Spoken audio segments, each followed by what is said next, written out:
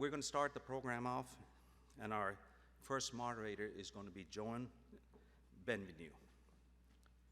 Let me tell you, I met her maybe, I don't know, about a year and a half ago, and she's very distinguished. Not only is she distinguished, but she is extremely friendly. So it's easy to approach, and just a really, really good person. She, if I can read something to you, Joan has been selected as the first executive director of the Oak Ridge Institute at the University of Tennessee, established last year to align expertise and infrastructure of Oak Ridge National Lab and the university in support of world-leading research and talent development. As director, Bienvenue will also serve as the vice provost at UT. This is a person that is looking at workforce from a very different perspective. The researchers that we're growing, how do they become part of the workforce and part of the leadership? So Joan, there you are, Joan. How you doing? Come on in. And I did not make a mistake. You did great. That was a great introduction, and it's my pleasure to be here today. So I'll echo what he said. I am very friendly, so please, if you ever see me around, come talk to me about the work that we're doing in the workforce development space, and then all the others, I'll keep talking as my panel comes out. Like Dr. Sani said, I had the pleasure of meeting him, I think last year, right about when I joined. He was one of the first people to get in touch with me, and as you know, when you meet Dr. Sani, he's a wonderful human and a great engager, and when we started talking and saw the overlap in terms of what he was thinking about and some of the programs we were thinking about, we started scheming, and one of the things we schemed on was this conference. And I get to come in here and moderate at the end, but like he said, we've had people who have been focused on building this event from the ground up and rebuilding after COVID, and so I'm really grateful for that, to them, that I get to be up in front of you all today. And so one of the things, because I had to do actually an introduction earlier today at a different event, and it's been a busy day, that I would be remiss if I didn't do, is to, in front of everybody I can, thank the state of Tennessee for last night announcing that they passed their budget, because in that budget they included an additional $72 million for the University of Tennessee Oak Ridge Innovation Institute. And by doing that, they're investing in the relationship between the university and the laboratory, but also in all the programs that we're excited about developing with partners like Dr. Sani and the folks in this room in workforce development, research, and education, and mixing all three together at all levels. So we look a lot at the graduate students that are part of the programs that we run, but we're also looking at high school, K-12 education, down in the middle school areas, and all the way up through our advanced degree program. So that kind of training and workforce development that we're able to do in the Institute is certainly going to be enabled by this funding from the state. It'll enable us to run faster and harder and further. And we're very grateful to the governor, the General Assembly, and specifically Ken Yeager and Randy McNally, who supported us and supported the whole community here in the development and technology space, and especially in workforce development, that we're able to do that. So I had to give that plug since it was just last night that we heard that news. So I have the wonderful job of being able to moderate this illustrious panel and give their introductions. So I will give a brief introduction of each speaker. They can wave and let you know which one is which, and then we'll get into some moderated questions that they've been made aware of ahead of time, and then maybe I'll have some tough questions for them in the audience as well. So I'll start first with Bill Tindal. He's the Chief Operating Officer of Consolidated Nuclear Security. That company manages and operates the contract for Y-12 National Security Complex in Oak Ridge. He has more than 25 years of leadership and operational experience in highly hazardous nuclear facility operations at the Y-12 site. And I look forward to hearing especially about his very specific workforce needs. David Long is VP of Maritime Operations with Huntington Ingalls Industry, Mission Technologies, Nuclear and Environmental Group. It reminds me of when I worked for Lockheed Martin, we had similar titles like that. With 36 years of disciplined nuclear operations experience, Dave leads an engaged, inclusive, and diverse team of more than 100 professionals. Rob Stivers serves as the Knoxville Market Executive for Regions Bank. Stivers is a 22-year veteran of the Knoxville banking community. He has spent nearly 10 years with Regions, meeting the complex banking needs of a wide variety of businesses. Rob also serves as vice chair for the Chamber's Talent Initiatives. Finally, Rob Powell, he's president of manufacturing for Clayton Homes. He has 35 years of experience in manufacturing, and as president of manufacturing, he was responsible for 40 factories across the country, employing over 10,000 people that produce 54,000 affordable homes a year. And so with that, we can get into the questions, and I'll give the panel the advice that it's always more interesting if you guys argue a little bit. So hopefully you have some varying perspectives. No fist fights, but a little bit of tension is always good on a panel. So I'll lead with that.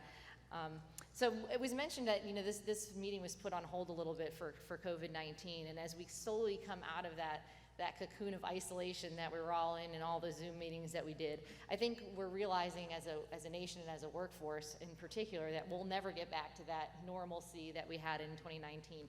Things have changed a lot. So how are you creating a new post-pandemic culture in your organization, and what are some of the things that you're thinking about? All right, I guess I'll go first. Ooh, that's loud. I think we have learned a lot going through the last couple years of activities.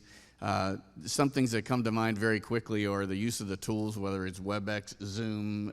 Is it productive to be in person versus a virtual environment?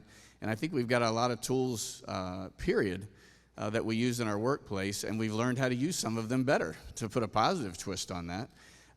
We've also learned that where we aren't effective, unless we are in person, face-to-face, and having those discussions. So first and foremost, what have we done? We've used a comprehensive view, if you will, to look at exactly what should we be doing going forward. I started out as a double E. I've done engineering work, nuke ops, and project management of pretty good-sized projects. I put a people bullet on the top of every agenda that we have in my organization. Then it goes to safety, and we don't compromise on safety. So what I've personally learned is going through the years, decades in my career, and then with COVID, the people piece hits home for me more than anything else. We're in the people business. We can automate all day long, but that is not going to be what carries the day in our business. It's going to be the people. So I think COVID has helped to reinforce the piece that we need to create an engaging work environment. We've learned that part of that can be at home and remote. It doesn't always have to be in the office. We've learned that it needs to be a good balance of that remote versus in person. One of our divisions builds ships and submarines. So whether it's homes or submarines or carriers, sometimes you have to go to work to do the work. And that accountability needs to be there. So communicating this to our people, making sure that's understood. We talk about developing the workforce as a servant leader. We need to develop our individual contributors. We need to develop our managers as leaders, management piece, leadership piece. And I've got a swim lane, if you will, on one of the tools that I use is learning organization. That's the reminder for me that don't think we know it all, and don't just go to your library and pull out that information and talk to your people about it. Every one of us as human beings, have something to learn as we go forward. And COVID really taught us a lot of stuff that can leverage these tools for us. So I'll stop there for the sake of my counterparts. But there's so much to that, and I really think we have a lot to leverage on that and do better going forward. And I'd build on what you said. You mentioned engagement, and we've been surveying on engagement for about 6 to 8 years now. And during COVID, what really surprised us is we saw that trust in leadership actually increased. And when we sat back and thought about how politicized COVID had become in the nation, and all the new talking heads on the news with a different story each night, we were the only place that our team members could turn to for a source of truth. And when they saw that we had their best interest in mind, they became more engaged. So post-COVID, we're doubling down on engagement. We've eliminated time clocks in our factories. We thought that was kind of an indignity for a team member to have to go up to a clock and punch in. They've shown us the trust. We're going to return it to them. So I think it's that engagement with your team members is the future, and they have choices, and they'll leave if they're not engaged. Joan, I think you're going to have a hard time getting us to disagree. As we talk about culture in post-pandemic, I think back into when March of 2020, and try not to relive history, but everything is disrupted, completely disrupted. And so you had to step back, and for our industry, we had a very specific task that everyone was focused directly on. But then after that task, and that's PPP, after that task, we had to get back to our job. And so when we think about what our culture is, it is associate-based, it is client-focused, and it's built around collaboration. And so we were good at doing that ahead of it. And what we had to overcome was now we're in a different operating model. And the challenge becomes is that third part can go away very quickly, the collaboration piece of it. So I wouldn't necessarily say that we look to change our culture. What we really had to do, though, was be more intentional around how do we maintain the culture that has made us successful over all this time. And so it really comes into, and I appreciate your comments, it's around individualization. We have to, as leaders, make sure that we are getting down to the individual level as we think about how do we interact with those people, making sure that they are engaged and that there's good open dialogue between leadership and individuals and associates so that we understand where they are. I think that one of the things that really came to light was the need for making sure that we were talking about an associate's well-being and that we were being open and honest about those conversations so that we could really make sure that not only were we taking care of the work that needed to be done, but we were taking care of the people who were doing the work. And I think that is when I think of the changes that came into it, those are the really big ones. And the other thing is that we broke down a lot of barriers of things that, personally I was one that believes everybody should be in the office, right? And I like that. But there was a lot of change, and you could see the happiness come up. You could see the family interactions being better because, back to associate engagement, it's not just what they do at work. It's how work affects them at home, and they bring in their full self. So one other point that we did, and really proud of this, is we also instituted DEI networks amongst our footprint, and we have dedicated resources so that we can really bring our best self to work each day. So I think we're right. There's a lot of commonality in all four of us. But first, I just wanted to thank the university and thank the chamber for the opportunity to be here today. I've been in an audience for a lot of these things before, and I never really appreciated the value of getting together with the four of us to chat even beforehand and kind of share stories and really understand how common, even though you've got four different diverse places that we're coming from, there's a lot of commonality there. So, first of all, and it's a little bit obvious, it aligns with what David said early on. We're in the nuclear weapons business. You don't do that remotely. You have to come on site to do those sort of classified activities. And we were challenged. We were not set up for COVID. We have a workforce of about 7,500 at Y-12 in Oak Ridge and about 3,500 in Amarillo, Texas. Total, our capacity for remote work was about 250 people when the pandemic hit. And in the space of about 4 weeks, we went from 250 capacity to 2,500 capacity. We've maintained that and even improved that a little bit throughout the pandemic.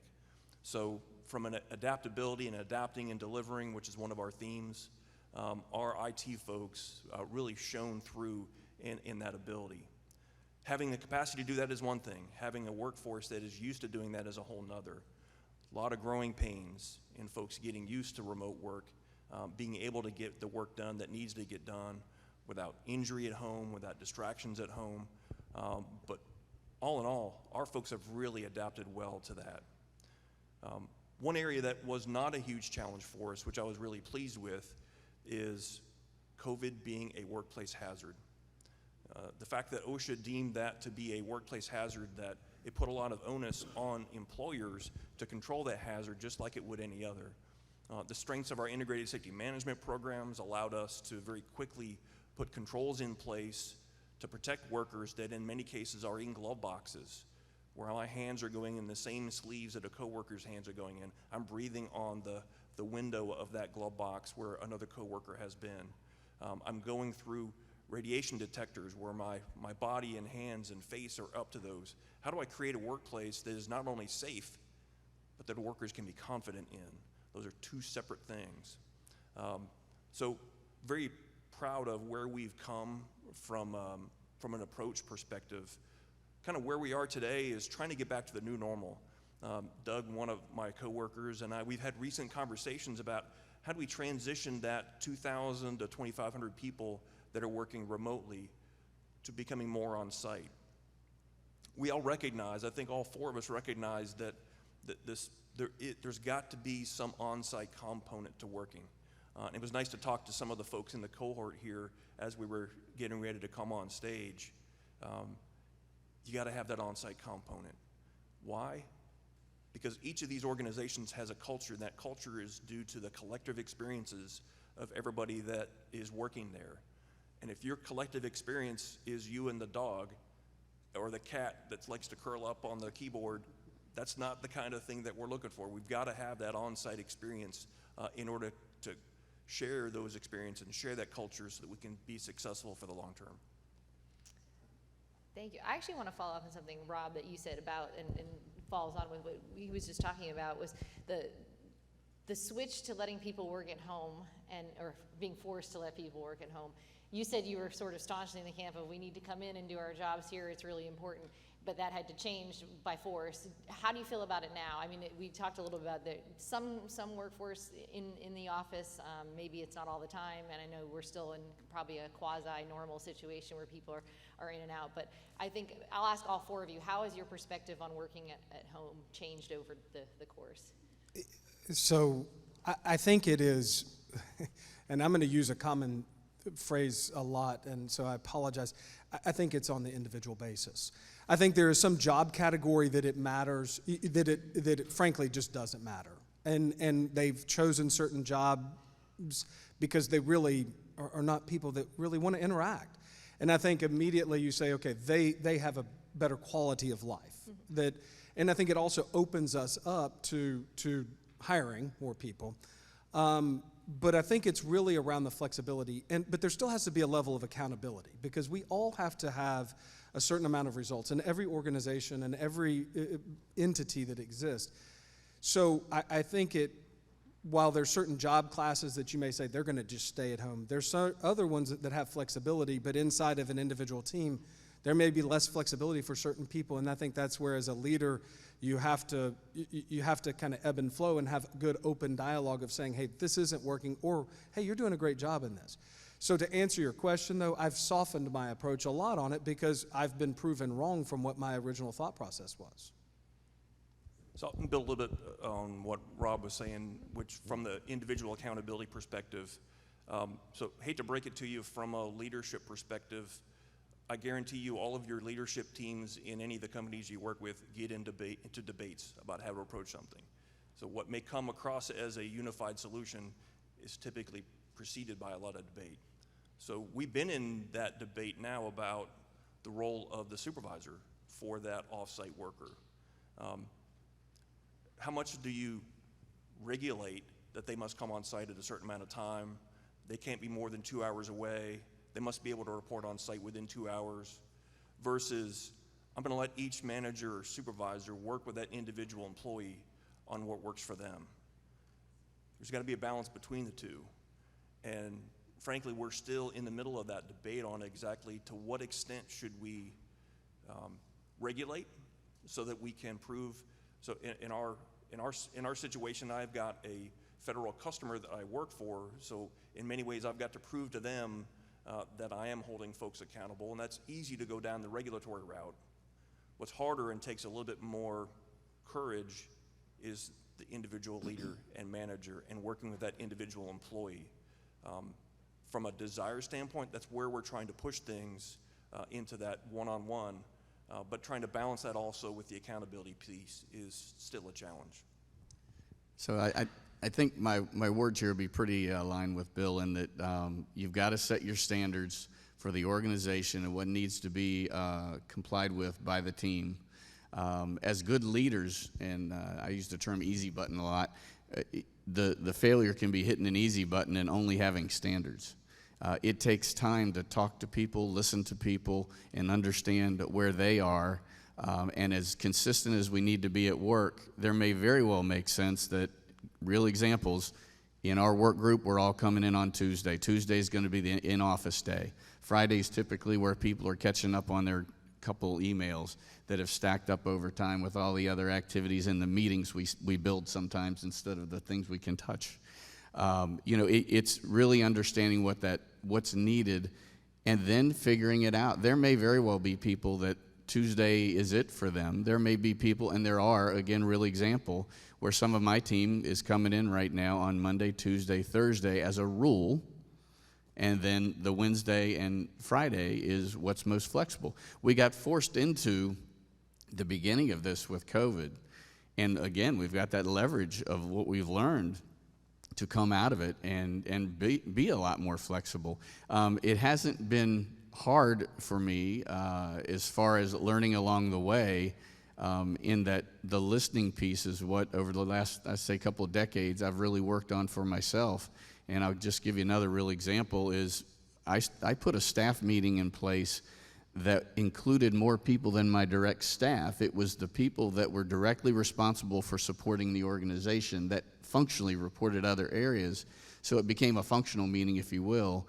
But in the beginning of COVID, and this is not normal for me, I'd let about 30 minutes go by on the people piece, and it wasn't how's your manning. It was how are you?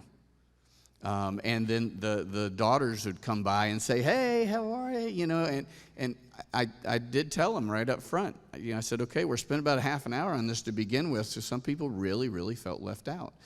And along the way, it's okay, we're going to shorten this to 20 minutes. Okay, it's going to go. So we still have the people piece, but we get down to work a lot quicker now. Certainly do when we're in person.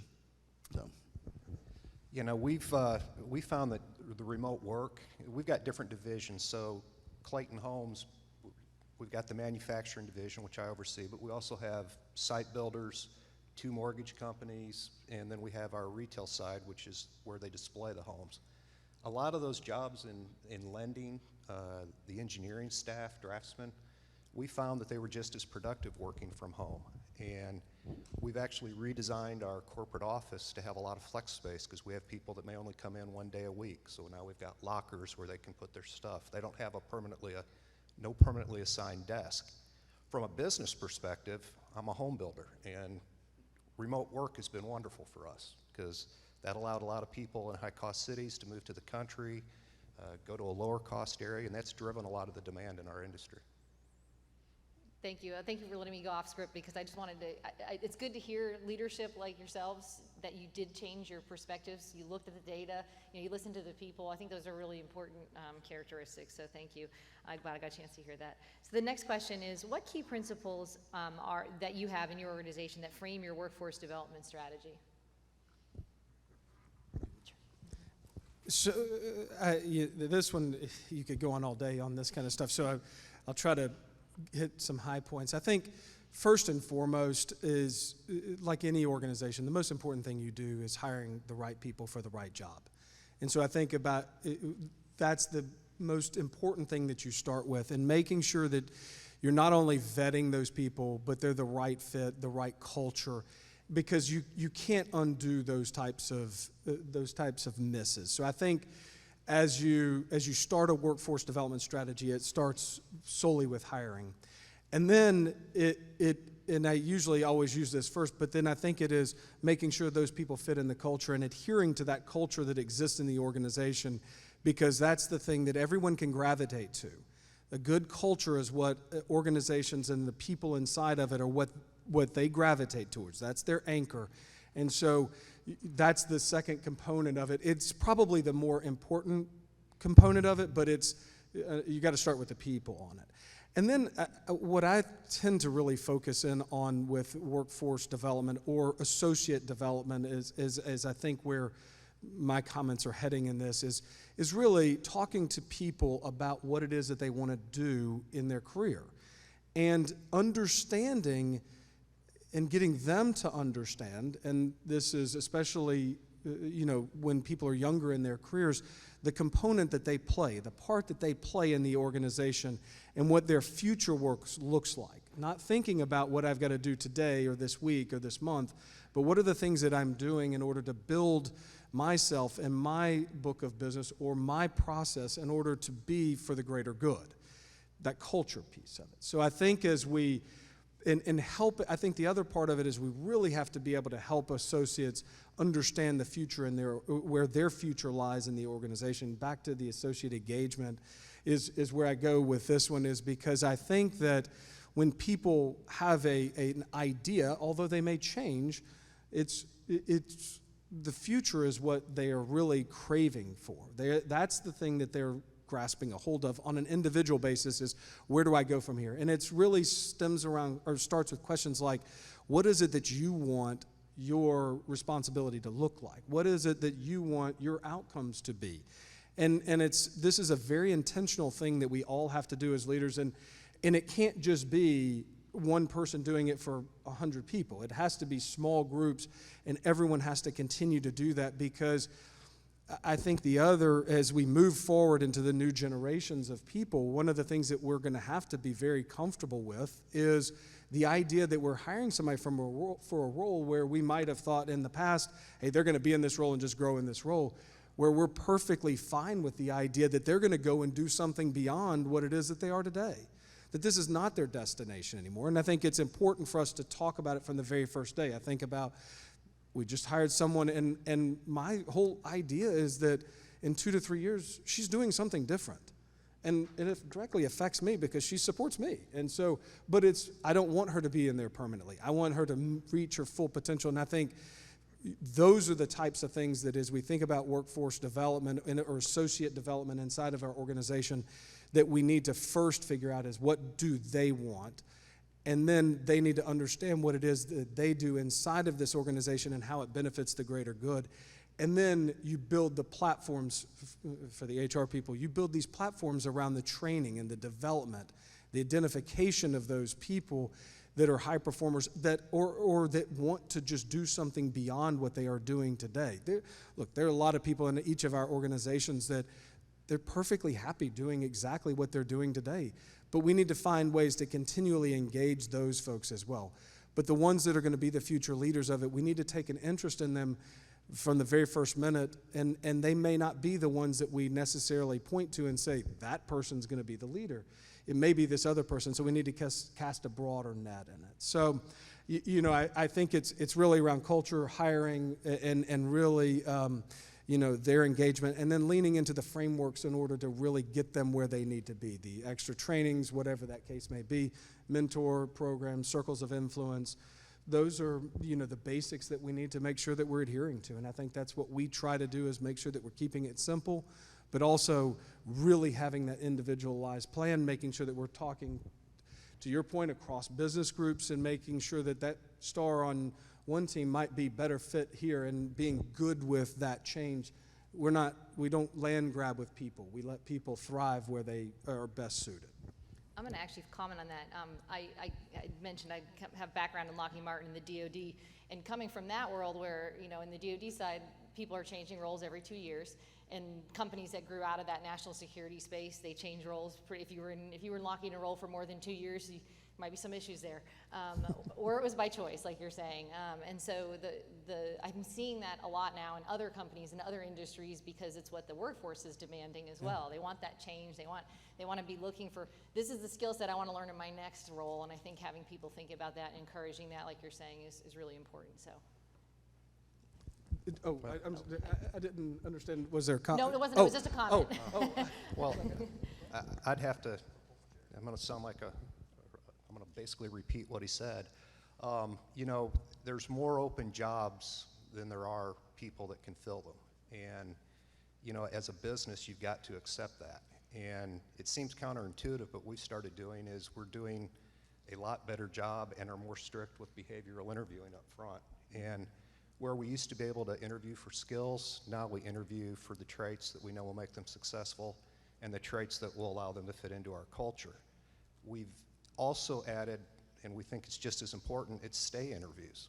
It's getting out and talking to the people making sure they're happy, getting in front of somebody who's disgruntled and might go someplace. You know, within our company, our jobs have a layer of physicality to them. They're not always easy. So we've had to change, you know, we used to talk about having competitive pay. Well, if another job at someplace else is easier, or they've got better air conditioning, if you're only paying a competitive wage, they'll leave. So we've evolved to consider it a compelling wage. You know, we've got to have something that really ties people to our company, and then we add in very clear career paths. If you want to start in manufacturing, you can get into lending, you can get into sales, you can go to one of our other companies and site build homes or deliver them or anything you want to do. But it's that constant working and developing with individual team members to make sure that they're aware that you're just as vested in their career as they are in the company. Yes, I agree with all that's been said so far, and adding on, the interview piece was key for me. I wanted to make sure it came out today, in that it's such a trap right now when some of the ramping up initiatives of getting Manning on board are, you know, you seem like you're trying to hire people just to hire people. And I'm really adamant to you, and it can set you back if you're not careful, that we need to explain our mission. We need to explain what that work environment is like. We need to explain the culture overall, and it's tough love sometimes. Don't think these are easy jobs. We do some really hard jobs in our career, and aligning with the mission and having passion about national security, and we're protecting our families. You know, one example, mind you, but these are products that take care of people. You name it. It's making sure there's alignment with what you're doing day to day, so the hard days aren't so hard, and the long hours make sense. You can point to something that's why I'm doing what I'm doing. And to the interviewee, you know, if that doesn't align with what makes you passionate, what really gives you energy, and is going to set you up so that at the end of the day, and this is a strong statement if you really think about it, you're in a work environment where you can feel proud of what you did almost every day. And if it's every day, then tell me where that job is. But you know, there's tough days, right? But think about what that means, that you can be proud of what you accomplished every day. That means the expectations are known. You know what your performance was, what you achieved. You weren't collateral damage at the end of the day just to meet a schedule as emotions got high. Nobody crossed the respect line. When it comes to safety, you left work, hey, think of this, healthier or mentally better than you came in the morning, not just as good as, because of the benefits or the number you can call if something's not right at home, because the company offers that. So there's a lot of things that need to be aligned, and I've absolutely told people during a hiring event, which I personally tried to get more involved with over the last year and a half, or discussions, quite frankly, with existing employees that came in a little faster than maybe they should have. And we actually, in my group right now, we mandate mentoring now. So you have your boss and you have a mentor who is not in your chain of command. And if you are finding yourself going a different direction, or you're not inspired or, you know, focused on our mission, what else then might be right for you? And sometimes that may not be our group. In our company, we've got 44,000 jobs, and we got some other jobs in the DOE space that we participate in as well as far as our business goes. So there's a lot of options out there. But it really is incumbent upon us as leaders to really have that authentic discussion. And it might not make sense that employee comes to work with you and gets your Manning number up one more. And just the last comment, said it earlier, to me, all this comes down to an operating rhythm. Do you have the right things in place on a recurring basis where you're talking to your people in staff meetings? We have a monthly team meeting every single month. It's only an hour long, but there's a developmental topic, and it starts off with people. It's just that drumbeat of here's our culture and how do we instill it over time. So I don't know about you, I'm getting a lot out of this. So we need to write down some things like, you know, stay interviews. I mean, that's a great concept. So from a workforce development, I'm going to go with that in two different directions. First, on the employees that you already have, how do you keep them? How do you keep them engaged? And David hit on exactly what our strategy is you align around the mission. It's not just a JOB. You're here to support something else. And when your mission is the nation's nuclear deterrent, and all you need to do is go watch the evening news to see the relevance of what you do, that should be solid. It did hit me, though, about 9 months ago, where we lost one of our senior IT professionals, and thanks to our communications and public affairs folks, don't talk about that company, just say what it is. We lost one of our senior IT officials to a well-known canned food company. And I'm thinking, how in the world is protecting the secret recipe for X drew him away from, keeping the nation safe and secure? So it hit me. We really had to do a better job of rolling out the why. How does your job connect? We have a series of things that we've done for that. Number one, our strategic plan. We simplified it. It really has only 2 goals. One is to be able to fabricate any weapon that the nation needs on any given day. And second, we're going to digitally transform. That both connects to the mission and it connects to each employee that we have. Secondly, from a leadership development perspective, we really spend a lot of time on keeping ourselves centered around what we call our mission success model, which includes our values, our centers of excellence, our pillars. And rather than just train the leadership, we recognize that the leadership is all the way up and down the chain. So we have folks in our what we call the Foundations for Performance Excellence course, all the way from the shop floor through the senior directors. And they're sharing what their perspectives are on performance excellence and how they can contribute to performance excellence. And then we have also a series of other leadership development courses that from a performance-based leadership, relational-based leaders, so that we're really connecting our leaders of the future together with that mission. From an external perspective, we know we need to be developing. One of my particular passions is the group that I call the middle skills. We absolutely need to be pursuing our degreed engineers. We need to be pursuing all of those 4-year degreed professionals that help make the business run and make everything work properly. But where I think we're all seeing from a workforce trend perspective is not having workforce available in that 2-year degrees or that skilled trades. A lot of efforts. We've been doing a lot of partnerships with our main union, the Atomic Trades and Labor Council, partnering with them to go to K through 12 schools, lay out for them that a job in the trades is a living wage that you can raise a family on. Partnering with them on the apprentice programs that help get the boilermakers and the electricians and the pipe fitters that we need so desperately to maintain the facilities and keep the air conditioning going, which the folks that I know, they all chuckled when they said that. Well, I mean, we're battling an almost 80-year-old facility at Y-12 to keep it up and running. But then also partnering with, we're members of the Tennessee Valley Corridor, which is an organization that brings together the 13 congressional districts, both in East Tennessee and the surrounding states, to work with. We have a unique ability with the federal missions to align with the community colleges, to communicate with them, to open that dialogue about what our workforce needs in the future are, so they can begin to align their curriculum around what our needs are going to be. A great example of that is our partnership with Roane State Community College and the 2-year degree for chemical operators. That allows them to go through that 2-year degree and enter in at a higher wage than they would if they were hired in just off the street. So I think it takes both. It takes both a focus internally on your workforce to make sure that they're aligned around the mission, that they have a voice, that each person's contribution is recognized and each of their frustrations is addressed, as well as working externally to make sure that we're developing the workforce that we need for the future. These guys are good. They have some good points here. I wish I had a notebook up here. I could take some notes. So our next question is long. It's going to be, there's a quote in front, so it's going to take a little bit of listening skills for all of you. The quote is, "The test of first-rate intelligence is the ability to hold 2 opposed ideas in the mind at the same time and still retain the ability to function." When F. Scott Fitzgerald penned these words in 1936, I don't think he could have foretold how prescient they would be for leaders like yourselves in today's world. Certainly, we talked about COVID as a disruption, but there's been supply chain disruptions, which I imagine all of you have been impacted by, thinking about the industries you're all a part of.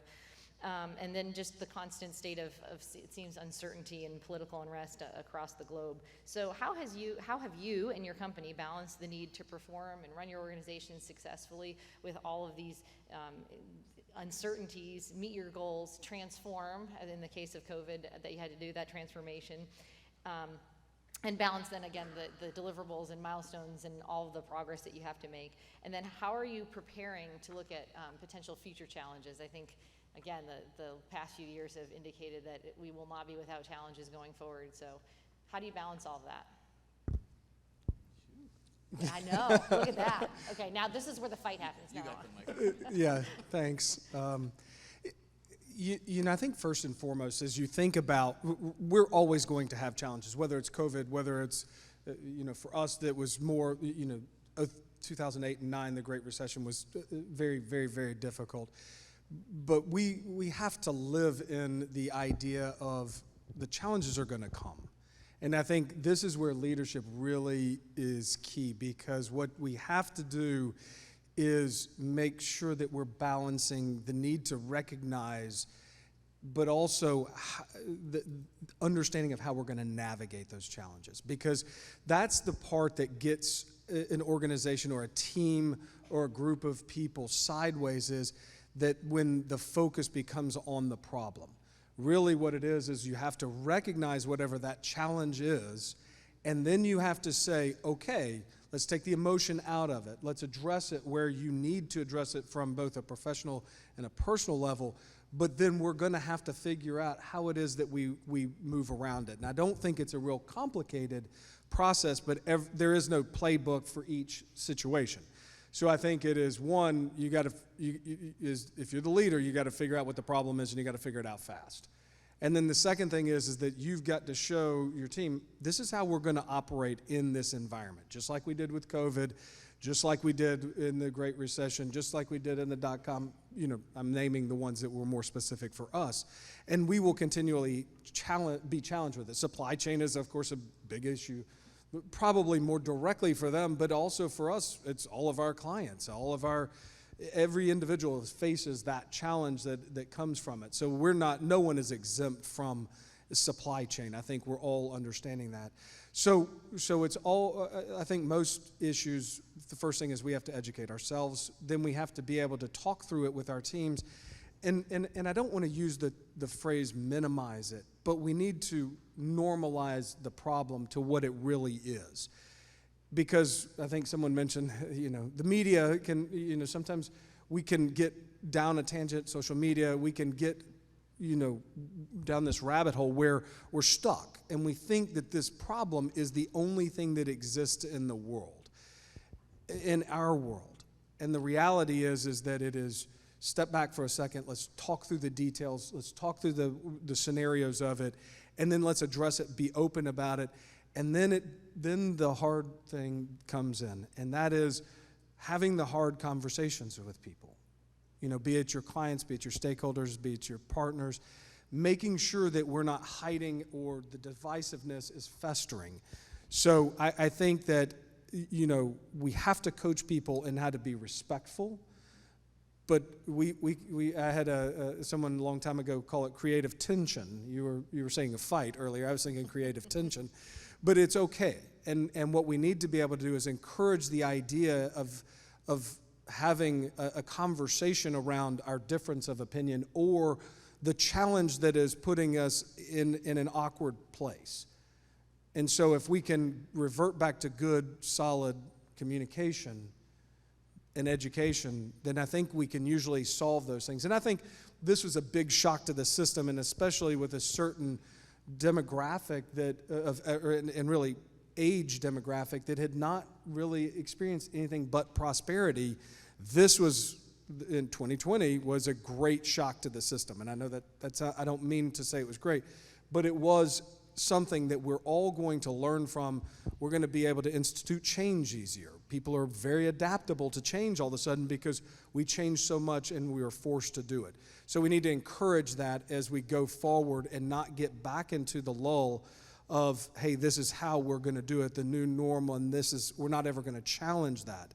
So that constant look back in order to really build on the disruption that we experienced, I think will really help us into the future about how do we address the next challenge, which will come, and it will be here sometime. Usually you can pick it out by a calendar, and it's okay. And I think that's the first thing that I tell my people: it'll be okay. Everything's going to be just fine. We're going to figure it out. We're going to do it together, and there are going to be some hard times, but it'll be okay. And we'll learn from it and grow from it, and we will get through this as well. And I think that's where it really starts.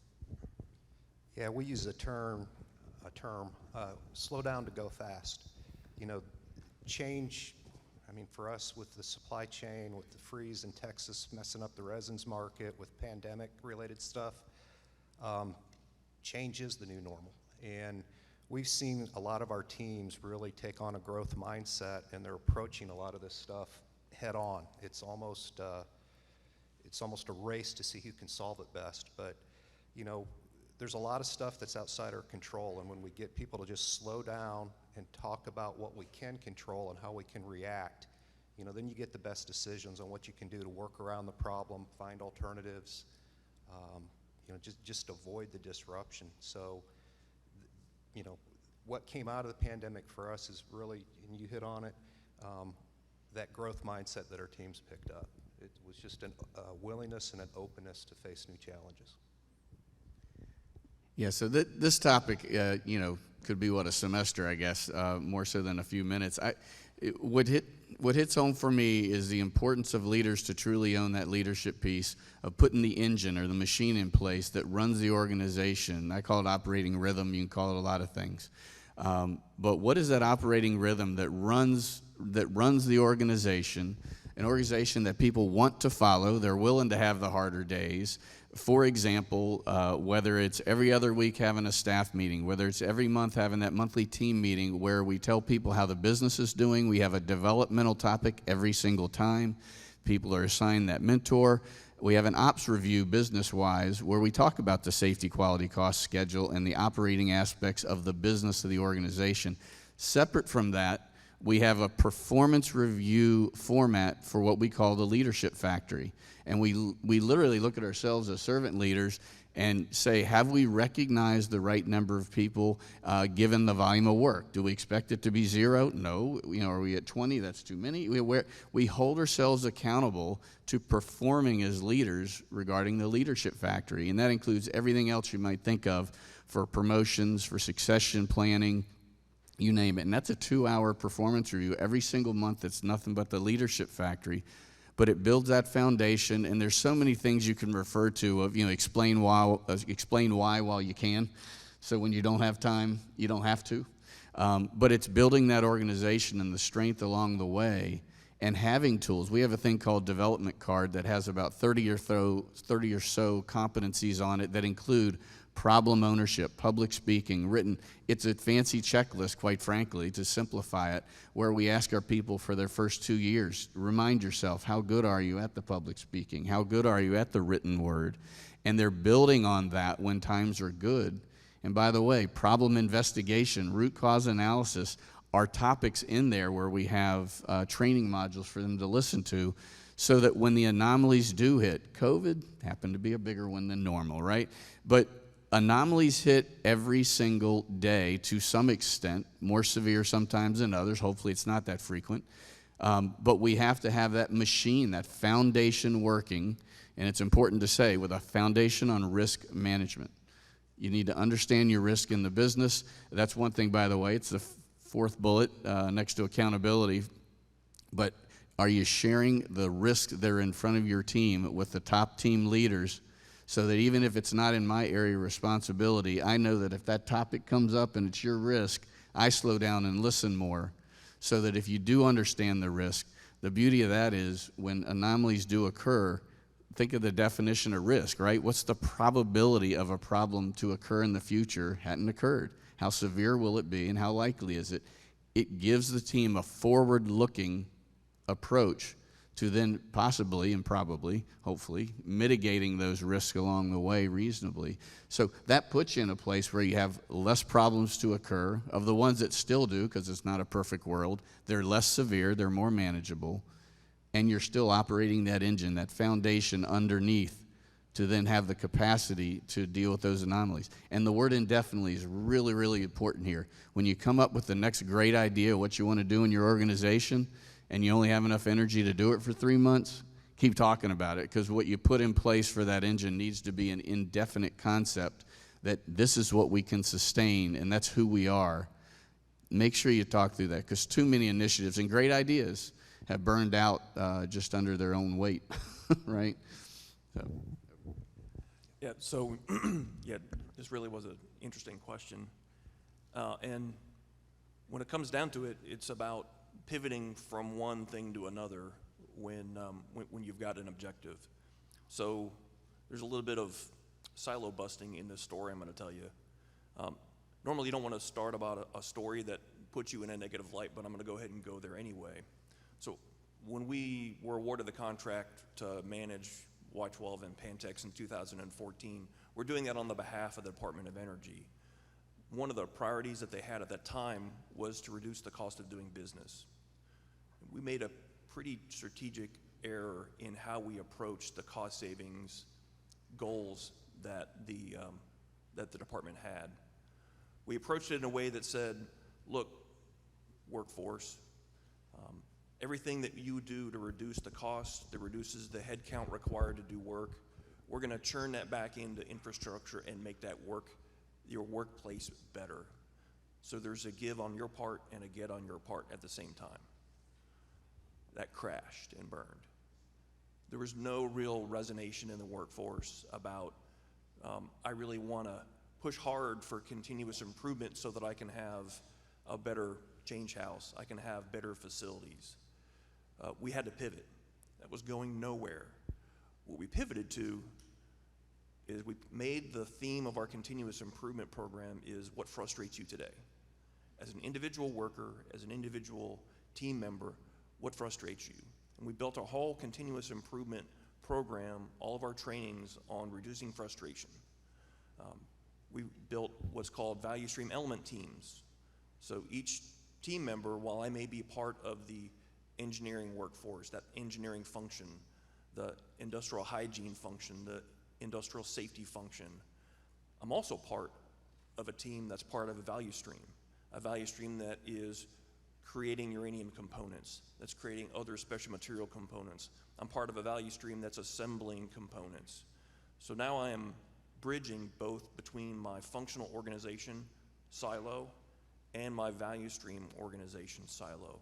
And now I'm part of two different teams.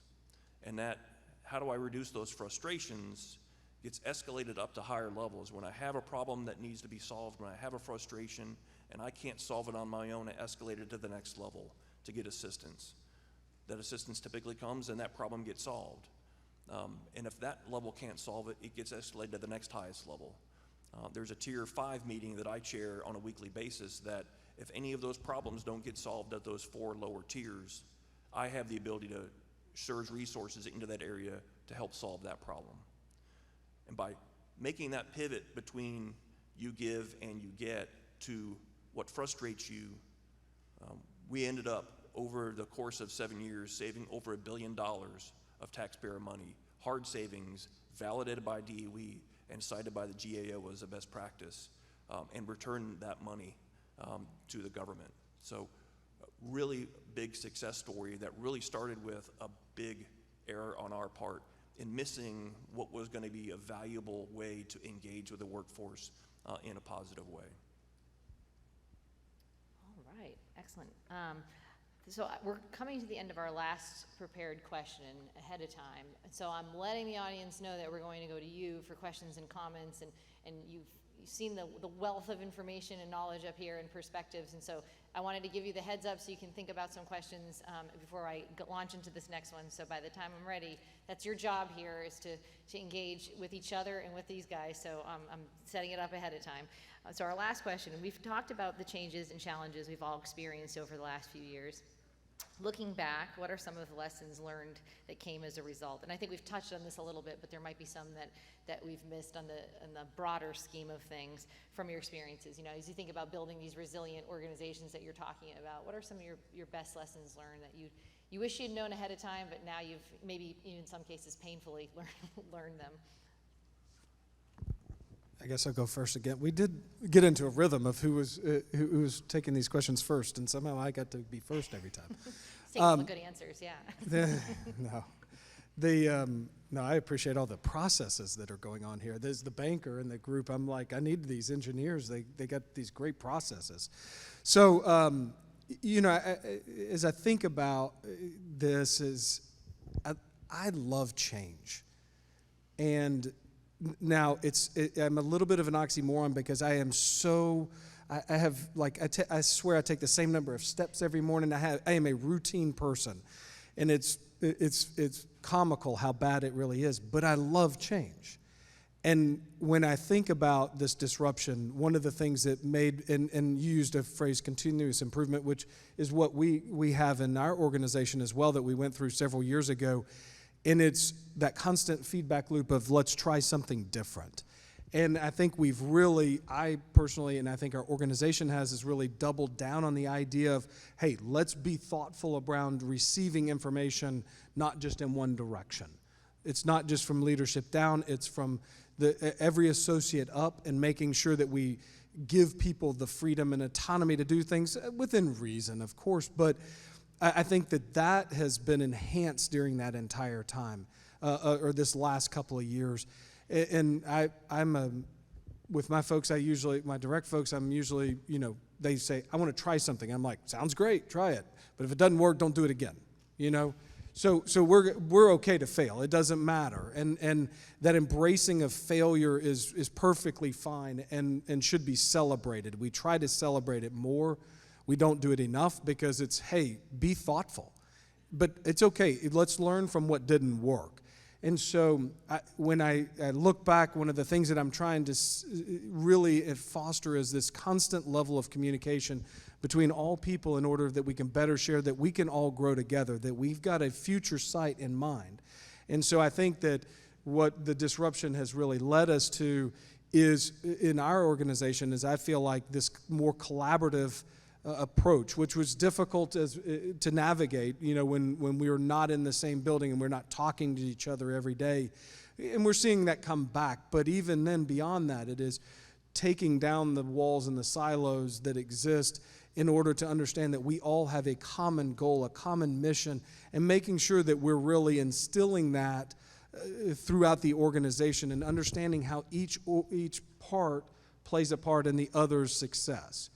And so when we look at that communication piece of it and how we move forward, I think we're positioned to do much greater things because we buy into that culture, because we've allowed others to really be a part of it. Where we may have in the past, it may have been at a higher level and talked about. Today, we're trying to really instill that in each individual and them understanding what the future holds for them and how they fit into the broader group. Yeah, so, and make you feel part of the group, Rob. I think there's a lot of parallels between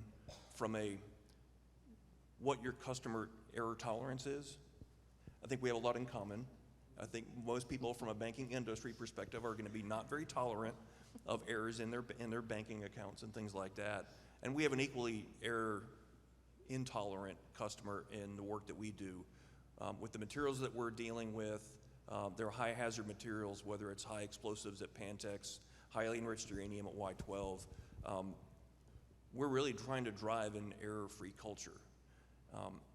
And there was a kind of a light bulb moment for me, and this won't be a light bulb moment for Dr. Swanee, but we keep driving, we had kept in the past, trying to drive errors down by going through the hamster wheel, I call it, of event, causal analysis, what are the extent of conditions, where else could that problem have occurred, developing our corrective actions, following those corrective actions to closure, and then when the next event occurs, you start that same hamster wheel again, event, causal analysis, corrective actions.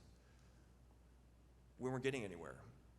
It wasn't until we realized that that whole reactive mode to human behavior wasn't going to work that we did something called our Disciplined Operations Council, which brought together our federal partners along with members of middle management all the way down through the supervisors on the floor, to not just, because you still have to go through that event management process. You still have to go through learning from that specific event as it occurs, but also turning that to a complement of listening. What is going on the floor? What is contributing to potential distractions? What can we do to educate on if there was a requirement violation? Did folks really understand what the requirement was? And if the answer is no, if I don't understand the why behind the requirement, or flip it around, the more I understand the why behind the requirement, the more I'm going to be engaged in helping preserve that requirement and following it. So until we saw it as a comprehensive human behavior response and not just an event response, we're now seeing some very significant benefits to that from a lessons learned perspective. So the group I'm in, a bigger group I'm in, Nuclear Environmental Group at HII, is in the DOE business as well. We've got entities that are in South Carolina, Nevada National Security Site, and a couple in Los Alamos.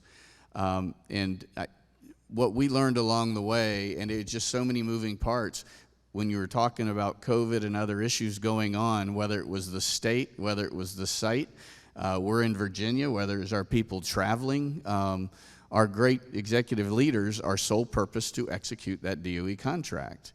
Yet, as a home office, corporate office, our job is to make sure they get the support they need and make sure our people that are at these sites are okay. So I think we learned a lot as far as did we have the right mechanisms in place, and we didn't in total because we hadn't been through something as diverse, if you will, as COVID. Again, just the state rules being different and the site rules and the actions that are being taken. We have put some things in place to make sure that we're staying in touch better and we can provide that support, and will be ready for the next anomaly that comes up based on what we've learned here a little better than we have been. And then going into the next anomaly, we'll make different mistakes, and we'll go from there. So I think above all that, what have you really learned? We could definitely have done that better. And even as of this week, we were putting some mechanisms in place to make sure we're staying in touch and they get the support they need. My group is actually that leadership factory piece of taking professionals and inculcating them into a disciplined ops nuclear environment, building nuclear aircraft carriers, submarines, that sort of thing for a number of years, having that developmental process for a couple of years, and then actually placing them in leadership opportunities to help lead other activities that are all focused on national security. So again, as we went through this process with COVID, we also learned, we mentioned this earlier, there's a number of people that don't work with us anymore. I mean, there's some soul searching going on during COVID, and great people. But we also learned that some of the hiring that we did, that there wasn't that cultural match, and or were we listening as well as we should have, because some people just needed to go home to their families. And that's what you just simply support, right? So and there's a lot more we learned. We really learned the importance of, we had to get involved with our suppliers, we had to get involved with our customers, and it was all centered on, we had to be vulnerable as a company and then go to those suppliers and say, I don't need to have 10 different refrigerator choices. What if I only used 3, a good, better, best scenario? How would that help your production? We had to go to the people that sell our homes and ask them could we reduce the number of models they offer? And then, of course, we had to go to our team members and say, are you comfortable doing more than one job? We may have absenteeism that we have to fill. And we found that when we really focused in on that, we could get involved in our suppliers' business and help them streamline their product offering, be willing to take substitutions, work that into our product offering, and then go to our customers and give them better products that were easier to build because we had absenteeism. It was fewer things for our people to have to keep up with, and really kind of slicken and lubricate the whole supply chain from the materials coming to us, how we build the houses, how they get sold, and then how they get installed and placed on somebody's land. And the lesson learned from that is we don't have to get complicated. We can keep it simple and focus on being a great value and really fulfill our mission. We don't need all the add-ons. that, I will turn it over to the audience. I think there's some microphones circulating, so raise your hand and make yourself known. I see one down in the front.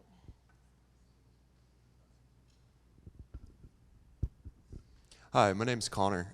Bill, you mentioned incentivizing middle skill workers, as you put it, and then Ron, you had a line that I almost think was a throwaway right at the beginning. You said you took your workers off time clock, and I was wondering if you could just talk about the reason of why you did that and the effects that you've seen and what you're looking forward to coming forward next. So culturally, we had always wanted to have a way to do away with time clocks. We don't like that difference that the hourly worker feels compared to somebody that's salaried and can come in.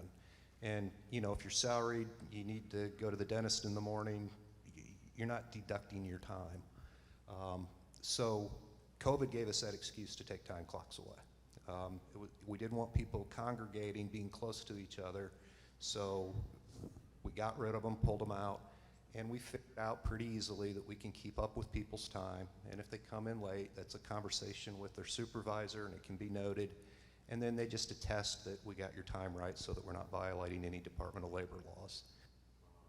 And we're going to continue that. So, you know, most states have lifted their restrictions and we still don't have time clocks except in California where basically it's required. So I appreciate you asking me about middle schools and not time clocks.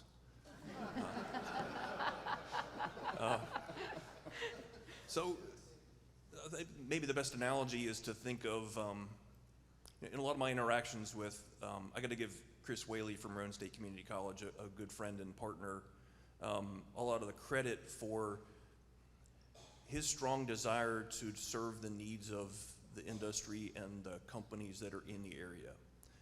And I've never thought about it that way, from almost being a supply chain issue. What we're struggling with, well, let me say it differently. We have very good relationships with the University of Tennessee, Tennessee Tech, a lot of the other local institutions that become the feeder for our skilled workforce, our degreed workforce.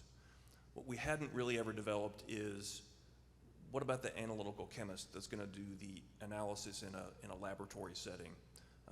What about the radiological control technician? What about the chemical operator? That have some amount of skills that doesn't require a 4-year degree, but could be approached with a 2-year degree. What the community colleges offer for us is, rather than us just opening up a job requisition and hoping people apply to it, it allows us to communicate to them what our needs are, because what their connection to the school systems is really where the value connection is, because they're able to be connecting with the local K through 12s and say, look, these are our offerings, and communicating with the guidance counselors in those schools. So to help that supply chain, so that, you know, we all have different, well, we're all probably parents. Many of us have gone through the challenge of what's the right place for your son or daughter to go do. I personally believe, culturally as a nation, we have pushed really hard over the last several decades that everyone needs to go get a 4-year degree. It doesn't fit everyone, nor does it fit the needs of the industry. And so for us to pay attention to the middle skills, to be sure that we have the diversity of skills needed for all of us to be effective and complement where people naturally want to go anyway, is just an area that needs a little bit more focus for all of us going forward. I'm going to add a comment to that because it's something that we've talked about a lot. I mentioned at the beginning that one of the responsibilities for my group is to develop workforce development programs, and part of why I'm here today is to hear from all of you on this. But one of the things that I think the state of Tennessee has a unique opportunity with is to work together across industry and academics at all levels to be the workforce development state. I think that's an identity that fits well with the volunteer mindset of the state of Tennessee, and I think we have a real opportunity to bring companies in, because we see the companies that, like your own, that are functioning here and thriving in this area, in this state. And I think we can do an even better job if we can provide the workforce that meets all of the needs, like you said, whether it's a technical degree right out of high school or up through the 4-year and PhD degrees. So I'll just add that comment. I think it's a real opportunity, and one of the reasons why I think this conference is such a great event. So, any other questions? I have a question. So I know you all have heard the Great Resignation, the Great Reshuffle, but at the same time, we also have a 4-generation workforce in many cases. So what have you all done to promote loyalty among your employees when loyalty drivers differ so much between generations? Yeah, I love that one. That's a great question. So, little fun fact: in 1889, William Walker Wheeler Jr. started at Newport News Shipbuilding, and that's 5 generations ago for me. So that loyalty piece, and the same is true with anywhere we have the DOE sites and plenty of the other businesses that have just been there for decades. It's making sure that there's the right level of involvement in the community. A lot of times when you're talking the elementary, middle, high schools, those are your future workers. Those are the children that come home and tell their parents how great the story was today, and that parent is the worker that just left your business. And they know there's that cycle, if you will, where we're touching on the younger folks, and they are, in a smart business sort of way, it's a branding piece to make sure that brand is well known from kindergarten and even before. Our CEO that just retired actually put his salary in the pot for compensating folks for tuition reimbursement. Well, he did it for preschool, home care. Some people that their person works for me right now, I believe, got a $5,000 check for taking care of her daughter during the day while she worked. So that type of loyalty, your family matters, you matter, is what you really have to do. And I come at it as a family business. Don't get me wrong, we're publicly traded. But as at the 5th generation point right now, it's making sure that we are taking care of each other. We are in the people business. And again, with safety, we're at, I think it was 793 days accident-free right now in my group. And that's because people are watching their backs. And I'll just end with, the safety piece of knowing where you're going and you're being taken care of. Nobody wants to have to go home and explain to their family why they got hurt on our watch, that sort of thing. So it's making sure that they feel the mission, going back to the mission, it's very important when you got hard jobs, and we all got hard jobs. You need to be able to point and be proud of what you've done. Last example, I've been very blessed in my career. I was in charge of USS Enterprise for about 6 years as a program director. So that's keeping her running and then the final defueling. The CO was my counterpart. My kids got to play hide and seek on the ship because the CO invited them as part of that piece. And a lot of my team members that supported that program got special lunches with the commanding officer, that sort of thing. Tie them into the mission. Help them be proud of what we do, and we do some awesome stuff. And don't get me wrong, we also would like a paycheck coming in. So the pay does matter. I don't discount that whatsoever. But it's the bigger piece. It's got to make sense. And I think the younger generations are getting smarter and smarter to that. Lastly, we can't lose the tough love piece, though. When we're talking engagement, that doesn't mean that we're being nice every day. And people, especially when they're at home, and you wonder what happened over the last 8 hours, you still have to have that authentic accountability. And if you do it with that rhythm I talked about earlier, you take most of the emotion out of it because it's not a surprise. It's truly holding each other accountable. And the Gallup Q12, if you look that up online, a lot of great questions that talk about what would be an engaging work environment. Accountability is actually one of them that jumps right out at you. People aren't engaged at work if they look around and I'm working harder because other people are not doing their job, or vice versa, right? So that tough love accountability piece is actually expected, and if we do it consistently, people will want to come to work and be proud of what they do. So it's definitely a concern on my part. So the workforce has changed. Obviously, we're going away from the large pension programs to defined benefit plans that allows people to be more portable and go off and do things, and that has been intentional over time. Right now, that puts us in a position where we've got 24% of the workforce, 24% is eligible to retire today. and in 5 years, that'll be 38%. And so being able to make that case as to why stay is super important. I think one of the things that gets missed at times, and I think David hit on this also, is, but maybe these are slightly different words to say the same thing, is people want to know who their advocate is. They want to know whether or not their supervisory chain is looking out for them, or do I need to be my own advocate? And when I need to become my own advocate, now I'm constantly looking for the next thing, whether it is under your flag or somebody else's. If I'm in a world where I know my leadership team is my advocate, that they're looking at what are the opportunities to change our benefit programs. Even though in my case, we're very defined through the federal acquisition requirements, what benefits I can supply our folks.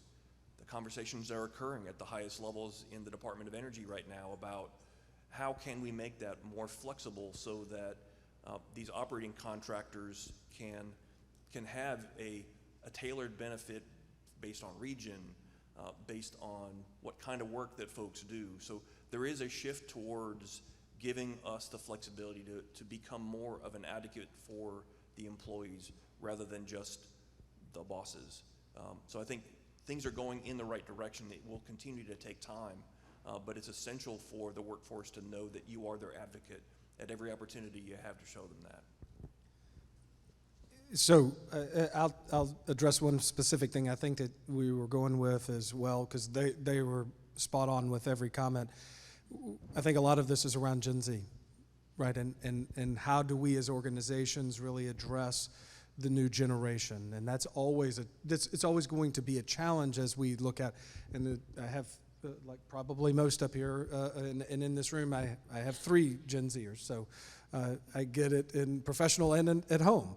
I think it is, the one to add on that I would have here is really around kind of what I was talking about earlier, is the intentionality around talking through the future with them.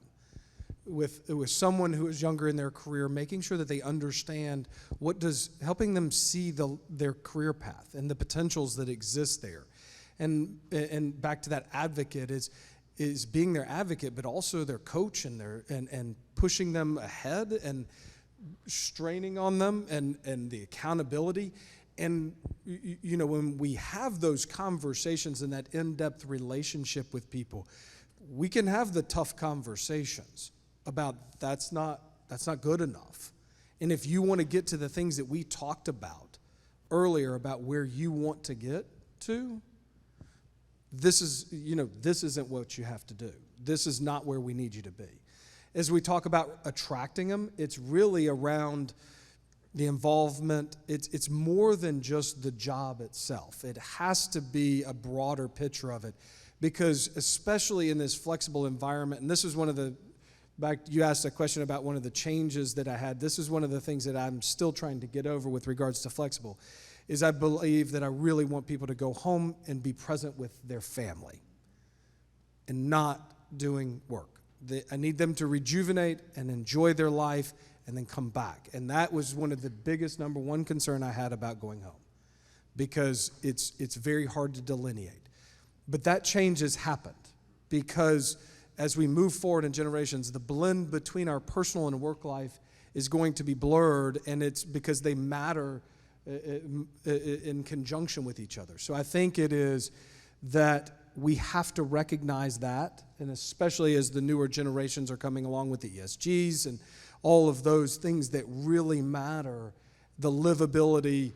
You know, I'll put on my chamber hat here for a second, so I do serve as the talent council chair for the chamber, promoting the community that we live in, all the things that we have in this area that make this a great place to live and to work. I think is one of the things that as a collective body we're going to have to do a better job of in order to be successful, because the problem that we're facing today with workforce is only going to get worse. The Great Resignation is real. There are going to be less people. We were looking at birth rates in the state of Tennessee. 2.1 is where you need to be in order to be growing. We're at 1.77. So we're not headed in the right direction with this. So we're going to have to be very smart. We are going to have to be very intentional around it, and not just on an individual basis. It's going to have to be as a collective body, and it starts with groups like this in order to be thinking not just in our own separate entity, but in the broader community. The involvement could not be more spot on. It is kindergarten is where it starts, and it goes all the way through. And the difference between today and in the past is, I think, Lauren will correct me if I'm wrong here, but 80% of the jobs that will exist in 10 years are not even on the docket today. So if we think we have to be nimble today, over the next 10 years, we're going to have to be so nimble, because we're as business going to have to provide the feedback loop to the educators in order to really, really prepare our workforce in totality for where the jobs are going in tomorrow. And I think, too, on the younger workers, we were doing some surveying of a potential location where we wanted to open a new facility in Wichita Falls, Texas. And there's a large air base there, Shepherd Air Base. And the liaison had come over while we were interviewing this company, and we were talking to them about how their workforce was, how did they have problems with attendance. The liaison, she's a young lady, probably about 24, pops up and says, "You guys got to understand something, because my generation gets it, and I don't think you do. There's more jobs than there are us." And, you know, we've looked at that, and I do have Generation Z children, so, you know, the pay's important, but the company culture is very important. The career paths you can offer them are very important, but so is what your company's doing for the environment, for diversity, equity, and inclusion. We've instituted volunteer time off programs. We'll pay people to go and do charitable acts. We're doing a lot with sustainability. Through our efforts, we can build a house with 185 pounds of waste. It's 2 trash cans, no dumpster. So getting that in front of these people and sharing that vision of, you know, building affordable housing is a noble cause. There's a family that's going to make the largest investment they've ever made, and they're going to have a 30-year commitment on that house, and then they're going to raise their family in it. And we've got to share that, help build that vision, how important it is, and then really involve them with what we're trying to do for our local communities and what we're trying to do to, you know, be environmental stewards and all those other things, and continually just work it and improve it. I'm actually going to comment on that too. I've been in these middle people roles for a couple jobs, and in my last role at the University of Virginia, there was an agency in town that will remain nameless, a 3-letter agency, who used to lament to me that 8 miles up the road, they couldn't recruit our students. They said, "I think they're just too good for us." And I said, "No, it's not that at all, because there's another 3-letter agency who has their headquarters all the way up in DC, and they come down and they recruit a ton of students from the University of Virginia." And I said, the big difference is they come and talk to them. They tell them what their mission is. They connect it to the work that they're doing across all of the different majors. It's not just science and tech. It's not just political science. It was across the spectrum. They were hiring art students. They were hiring students from sociology. And they brought them in and just simply ran an exercise with them. They showed them what the job was like day to day. And those students, they were captivated, and they were excited to go work for that agency. And a lot of times the jobs in the government are lower paying than some of the ones in industry. So they were still getting them, and they were still recruiting well. And so I think I'll add that to the mix to agree. Again, too much agreement with this panel today, but there's a lot of synergy between that mission and connecting it directly with the people that you want to get into your organization. So reaching out is a big thing. Talking, communicating, all the themes we've talked about. I think I see one more question. First of all, thank you all for being here today. It's an absolute pleasure to listen to y'all. My name is Grant Allard, and my question is, I think it segues, this last conversation was the segue here. A lot of us are scientists and engineers in here, so we also have a technology piece too. So what role does technology play in the workforce that we're crafting for 2040 and 2050, along with the demographic challenges that Rob, you just spoke about? So how does technology play into this, and how do we think about integrating people with the technology? What time That's are a we? tough question. What time are we getting done? And we're all done with the panel for today. I'll answer. I'll do it from the region side of it, the banking side of it, and I think it's a good barometer because most people would think of banking, and yes, everyone is very sensitive around their money. We don't have we have very high tolerances. We spend 12% of our annual revenue on technology as a bank. 48% is on innovation, 42% is on maintenance, 10% is on cyber. That does not include what we're getting ready to have to do to go in and revamp. Most banks our size run on a system built in 1974. Yes, a little scary. It's but 5-year project to undo all of that, go to a new system, and it's all around data and a better client experience. And making sure that we can address the needs of what our consumers and our communities are looking for. And this is an industry-wide thing, not, my numbers are very specific to us, but when we think about it in the broader scope of it, I think you will continue to see all industries invest in technology in order to have a better client experience, but also a better associate experience. And those are very important. While they're different, they're very, very much connected. And, from a housing perspective, homes today are built the same way they were, after World War II. So it really hasn't changed. What we've done, though, is we've branched into, through our site-built acquisitions, panelization, which uses a lot of robotics controlled from a computer, where the engineers draw on the house and the machines are out there building the walls, building the trusses. So the opportunity to bring engineers and other technical people into the industry is just huge because it's the only path forward to get housing costs to come down. I think it's a great question. Technology is key to our future, period. I'll use our company as an example, HII. We've got 3 major divisions. The first is Bienvenue shipbuilding. They build all the aircraft carriers, half the submarines for the country. Right now, just that business alone with 26,000 folks is $40 billion of backlog. And these new carriers that are coming out are setting themselves up more for the electrical needs that are going, some defined today. We don't even know what some of them are in the future, but we know they're going to be electrical needs.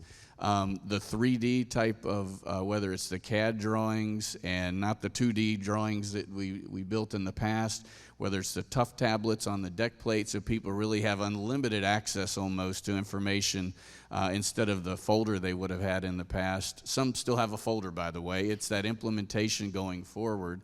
That technology is key just in the shipbuilding business.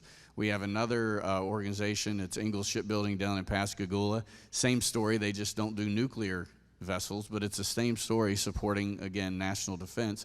We've started up a 3rd division. We're actually a 136-year-old startup company.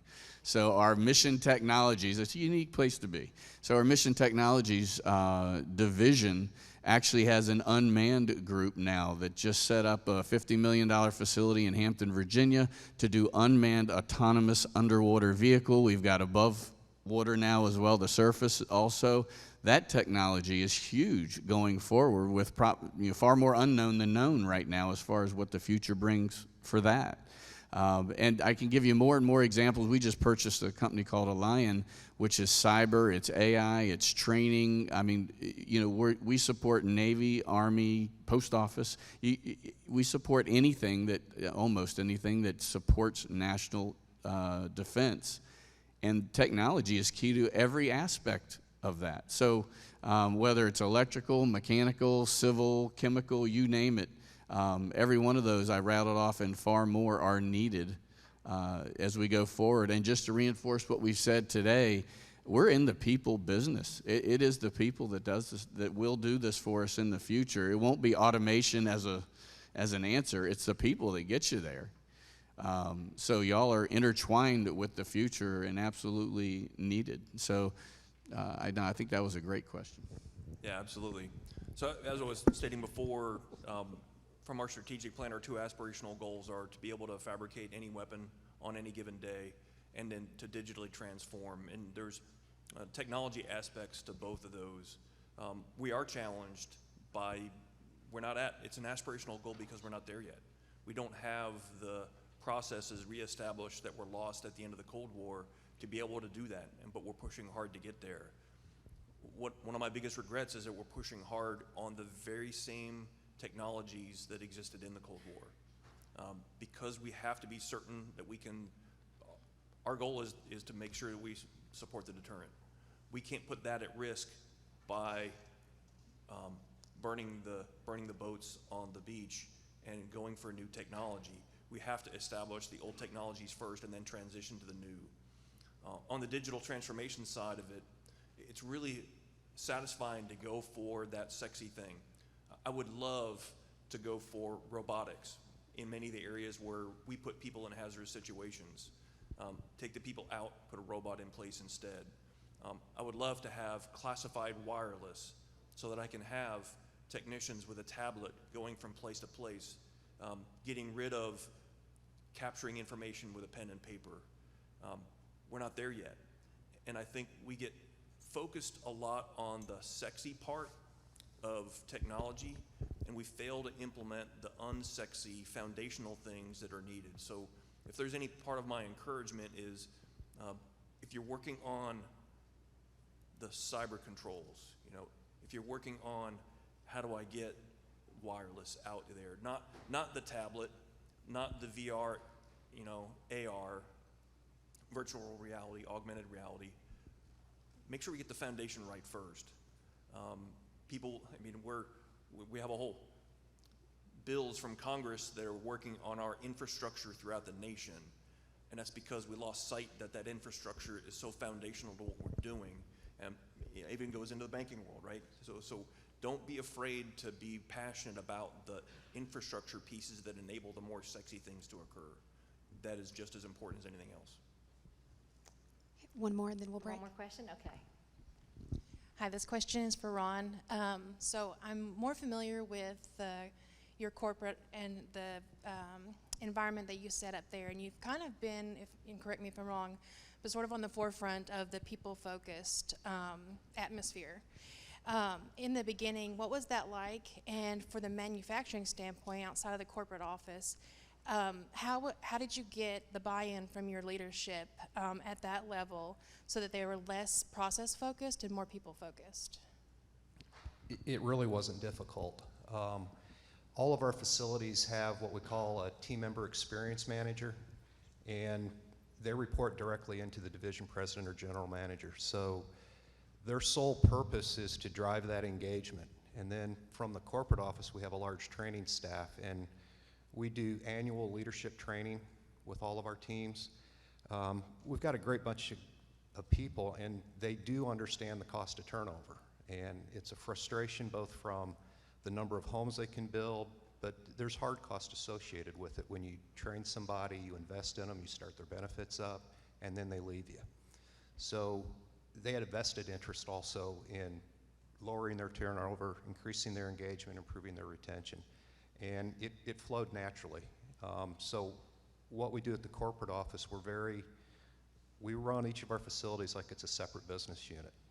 It's not a sink or swim atmosphere, but it is we want the decision making happening at the local level.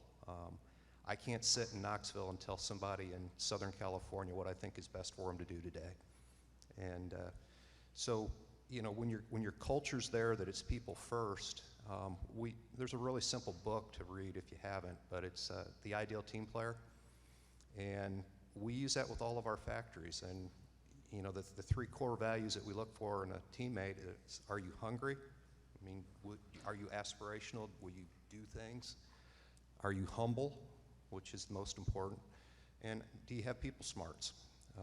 With our training staffs, we can train for the skills, but you've got to be hungry, humble, and smart to get in the door. I think that's a great comment to end on. And at this point, I think we're Joan? right about on time. I'd like to Joan, thank... one more just comment. I want to end this on this comment.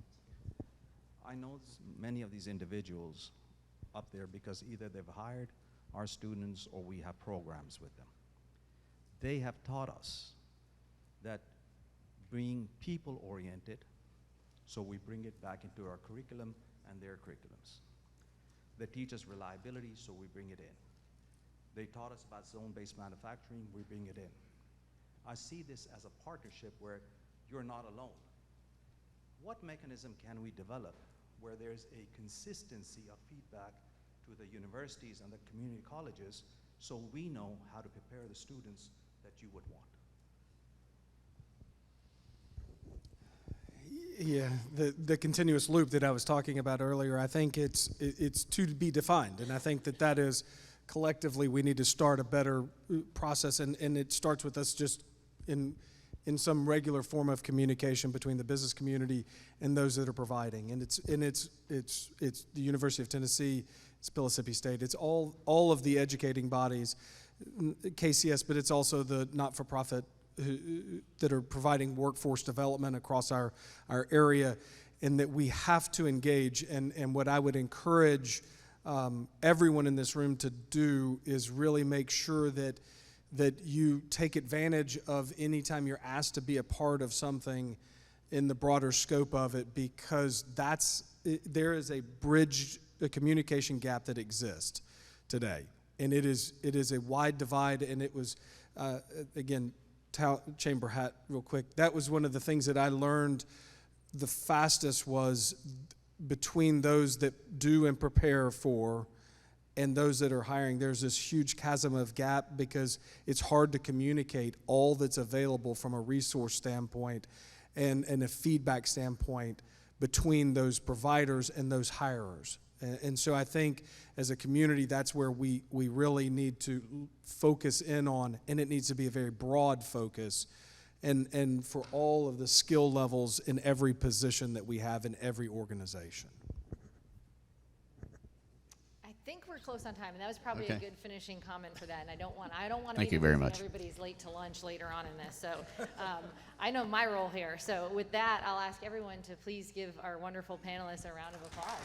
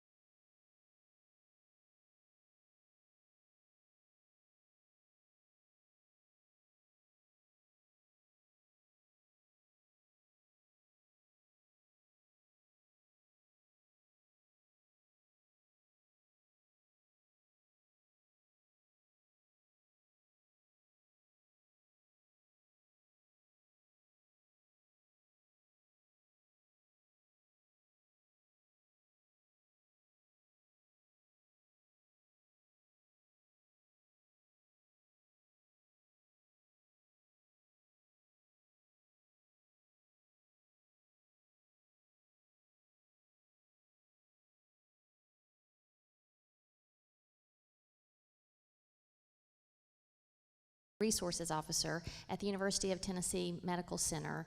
And obviously we are a very important part of the community, being an academic medical center here in Knoxville, and we employ not only clinical staff, but also support staff in IT, environmental services, food service, marketing, HR, anything that you can think of that supports all of our clinical staff to make our hospital run smoothly.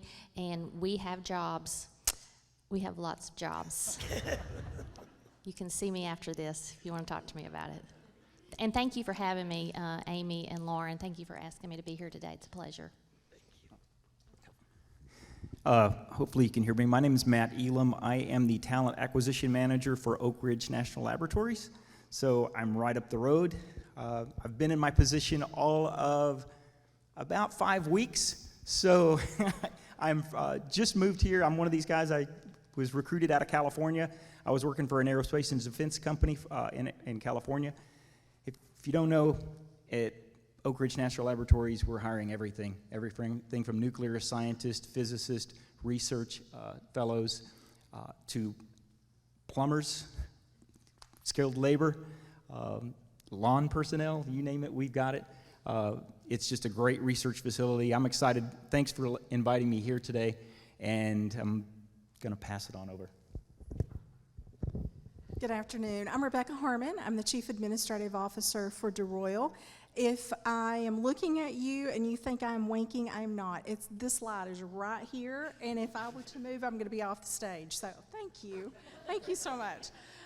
We are a medical device manufacturing company headquartered in Powell, Tennessee, and we are hiring as well. Julie took my punchline. I was going to say, please come see me. I would be remiss if I didn't take the opportunity to say we are hiring, and we are looking for a lot of technical positions in tool making, technicians, machine operators in our manufacturing area. We also have a lot of professional positions, our sales training program, our plant manager training program, regulatory specialist, business analytics, and computer systems analyst. Thanks for having me. All right, thank you. Julie, let's start with you next. So I realize Knox County currently boasts a 2.8% unemployment rate. You know, when I was going to school, we thought 5% was full employment. I think that's changed. With such a constrained workforce pipeline, let's get right to it. Ask you what innovative techniques have you used to recruit new employees? And when Julie gets done, we'll go right down the road with the same question and back to Brian then. Julie, go ahead. Thanks, Amy. That's a great question, and it's something that we talk about multiple times every day, because it is definitely a challenge to be able to fill the openings that we have.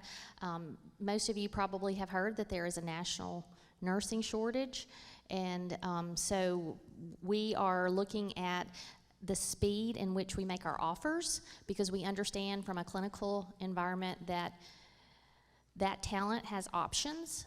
And so we have increased the speed at which we make offers to those external hires. We also are looking at leveraging our superstars that we have as part of our team, and letting them promote some of the openings that they have in their departments, even if they're a nurse or maybe if they're a respiratory therapist. They may not necessarily be the hiring manager, but we're encouraging them and we're training them on how to use social media so that they can promote their manager, promote their department, promote the openings, promote the culture and the teamwork that they have within their units. We also are looking at a boomerang campaign.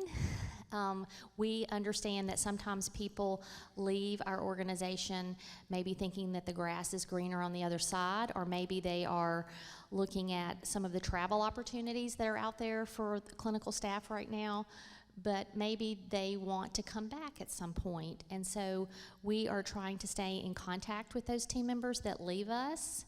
And we also are encouraging our managers that how you treat someone when they do decide to leave makes a big difference, because they may get to that new role, they may get to that new workplace, and they may decide that maybe this is not really what it's all cracked up to be. Maybe this is a different culture. Maybe it really wasn't so bad where I was. Maybe I miss my team, I miss my manager. And so the way that relationship is, especially when someone leaves, it's going to determine how that person is going to pick up the phone, send a text, send an email back to that manager or the team leader or a coworker there to say, hey, can I come back? I'd like to come back, and I miss you guys. So that's another thing. And then this is really a no-brainer, but it's something that we also have done because we know that employee referrals are really strong, can make really great team members. We've enhanced that as well, both on the clinical side as well as on the support side. All right. Thank you, Julie. Matt? From an innovative standpoint, over the last couple of years, recruiting has been very difficult because we have been unable to go out to universities and academic environments for career fairs. Same thing for association meetings and things of that route. So we really participated a lot in virtual career fairs. We found that very successful because we didn't lose contact with some of the people during that downtime. As far as really, from a recruiting standpoint, there's not much we wouldn't do to go out and find candidates. Everything from social media to meeting someone in a supermarket and waiting in line. It's anytime you have contact with someone who's a potential candidate for your organization. So you want to be a good steward for your organization. You want to find out what is this person's background, skill set, would they fit well within your organization. And we are doing direct mail campaigns. We are posting jobs on every imaginable website you can think of. We make sure that we have our managers and our employees share as much as they can on their social media, especially good news about the organization or creative things that are going on. We want them to know that it's an exciting place to work. There's no other place like Oak Ridge National Laboratories that does the things that we do and the research that we do. So it's an exciting place. For me, it's like being back on a college campus. I've worked in a lot of different environments in the public sector as well as the private sector, and it's just an exciting place to work, and there's a lot of really bright minds there. And I just always tell people when I walk in the room, I just always assume everyone in the room is smarter than I am, and I try to pull some of that knowledge out of everybody that's in the room and just ask them, hey, where did we find you? How did you get here? How did we hook you in and get you in the organization? And who do you know? And so we really want to reach out, and we love referrals. We love people to refer their friends, their family, their coworkers, people that they've worked with in the past. People that I've worked with, I let them know how awesome it is to work there. Hopefully it'll encourage them to take a look at the organization as well. I actually just spoke to my former chief human resource officer a couple of days ago, and he was asking me what the environment was like here. He's also he used to be general counsel, and he knew I had a general counsel position open. So it's always good to know that, you don't close those doors, but anything you can do recruiting-wise, we're willing to do it within the legal law. So. Okay, thank you. Rebecca? So as you know, it is a candidate-driven market, and what can you do as an employer to elevate yourself or set yourself apart? The first thing I think you've got to do is, what is your employer proposition? What are you going to bring to your candidates, and then sell on that? A couple of things that we have done, unique to DeRoyal, I believe, is we've utilized a lot of our internal resources for recruiting. We have a lot of internal promotional opportunities, not only in the U.S., but we also have Latin American facilities. So we provide a recruiting portal where you get to come to the U.S. for a year. And it's an application process to go into our plant management training program or a computer technology program. And then you're guaranteed an elevated position once you return to your Latin American country. And that's been an extremely beneficial program. And that goes both ways, where we'll allow our U.S. employees to work in our manufacturing locations in Latin America as well. And that's been a huge benefit. Employee referrals, as you've heard the other panel members mention, it's huge. Your employees are your best advocates, and they really do a fantastic job.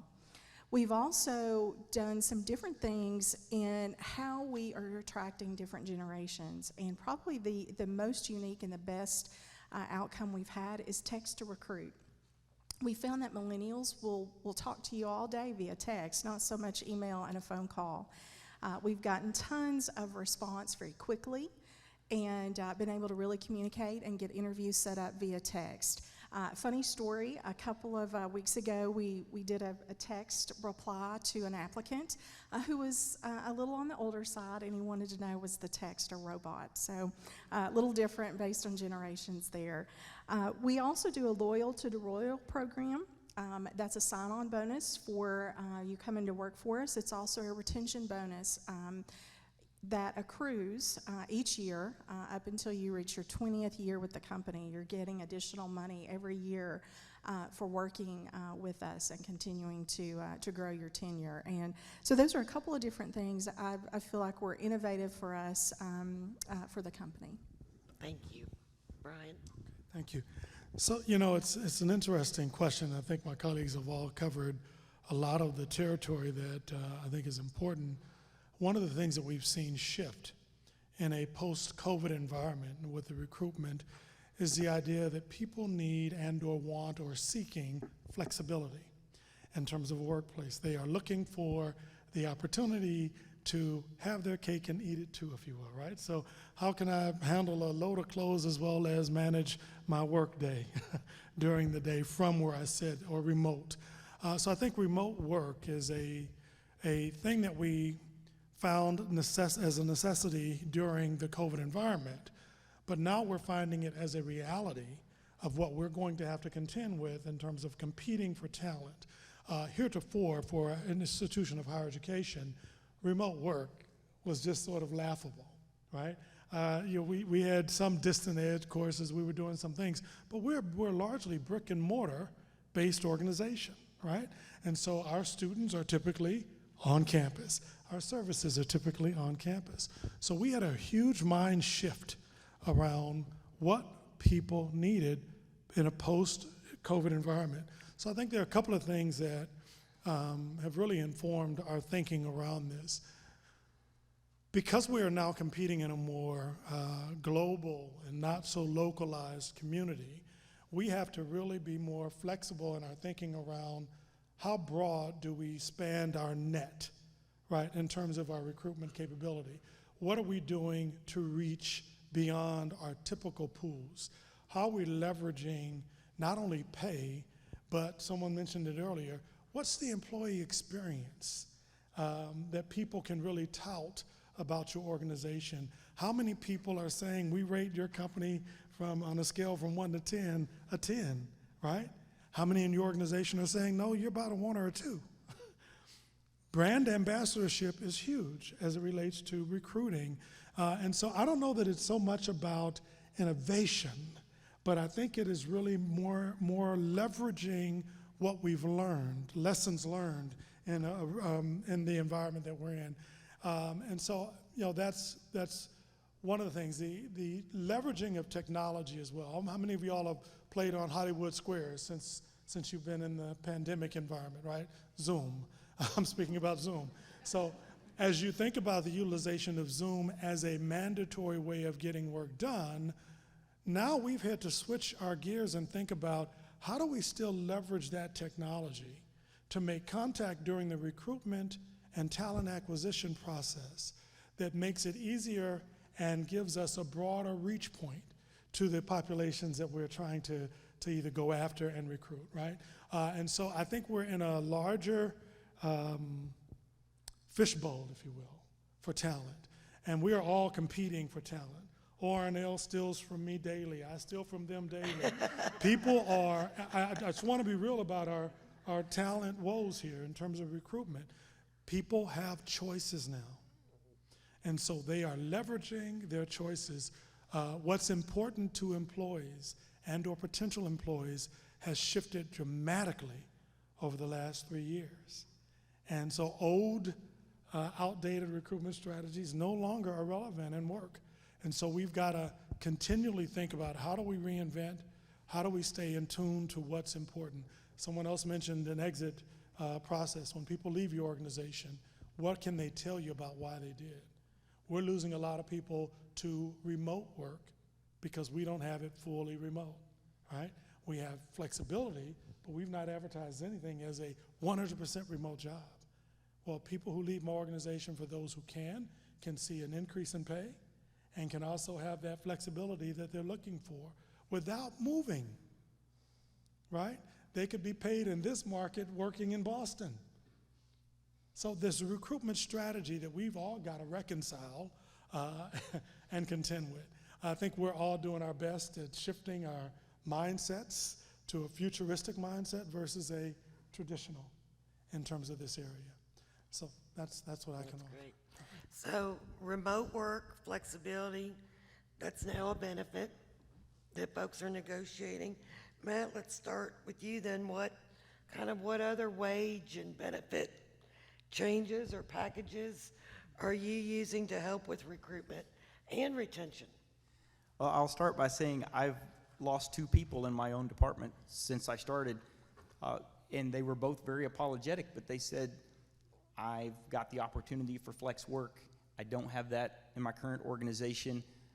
I actually went upstairs to executive leadership and fought and said, come on, guys, you got to give me some kind of flexibility.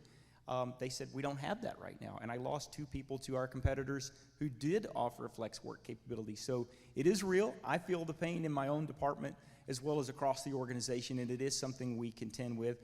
My organization feels it because the company that I just left has said, hey, we know you're living in Tennessee, but come back and work for us. And I said, no thanks, but they'll pay me my same California wage as I stay here in Tennessee if I don't move and just continue to work for them. So it's something that we're going to compete with, we're going to have to contend with, and I don't know that there's an actual answer. Yeah.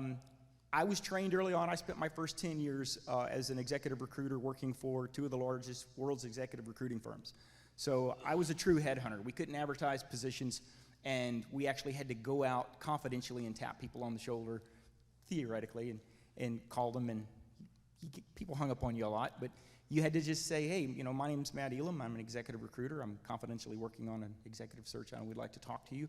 And I was trained as we were going in that process. We didn't talk about compensation up front, and I have carried that through my career. I want to talk to candidates about their career. I want to talk to them about progression. I want to talk to them about the environment that we're going to work in, the exciting work that we do. Compensation will be there, and that's kind of what I pass along to my recruiters. The compensation eventually will be there. Let's not sell compensation, and let's not upsell compensation. With that being said, I think every organization that I've spoken to, every recruiter that I've spoken to has all said that every company has had to increase their compensation. They've had to, if they didn't, they just would lose long-term employees. The company that I just previously left, which was an aerospace and defense firm, we were offering our recruiters $20,000 incentives to stick around for 18 months. So we would give them $10,000 to stay, and we would give them $10,000 if they stayed for the full 18 months. I mean, that's what we had to do just to retain just our recruiting division, because we were being ravaged by our competitors, the Lockheed Martins and the Boeings and the SpaceXs of the world. So we were passing out retention bonuses just to hold on to our recruiters so that our recruiters were able to go out and pull people from companies. So it's kind of a vicious circle, but we increased our compensation across the board. We were doing sign-on or retention incentives. We were doing everything from flex work capability, anything we could to keep our employees happy and willing to stay. At Oak Ridge National Laboratories, we're not passing out retention incentives, but we are trying to be flexible. We are upselling, what we do offer, which is a world-class organization, world-class research. It's a world-class facility. It's a very safe work environment. There's a lot of amenities on site. It's one of the best places that I've ever visited, much less worked. So it's a great opportunity. But I work with my compensation team every week. I meet with them every week, and we talk about everything from adding additional vacation to encourage people to come on board. We do have sign-on incentives when we do have people that come work for us. We're even looking at referral bonuses and things of that nature. But you have to pass incentives, but I think it's going to reach a plateau at some point. It's got to reach a point where someone says, look, we want talent, we want people who are happy to be here and not here just for the money. Because I think people who are buying talent, I think that's going to hurt them in the long term. Yeah. If you're buying talent, if you're paying for it, you'll lose it to someone else who's going to come along and buy them from you, and it just drives up the market. I think you want, for culture purposes, you want people who believe in the organization.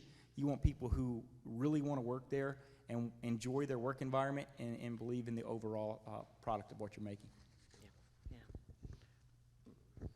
So being a medical device manufacturing company, we have sort of a hybrid approach. What will work well at our professional corporate office doesn't necessarily work well in manufacturing. So we've had to split sort of our incentives and what would work best in each different location. So from a corporate perspective, we're a 50-year-old privately held business, and the philosophy has always been you're not working unless you're in office. So the pandemic hit, and what do? We spent a very, very, very quick but long hours and days to gear up for our company to work remote. And it worked very, very well. So now that we came back into office, we're working on a hybrid remote schedule. So 2 days a week, employees get a choice. Everyone has to be in office on Monday. They have to sort of get the week plan together, and then they choose 2 days that they are out of office. And the other thing that we implemented is we are casual dress.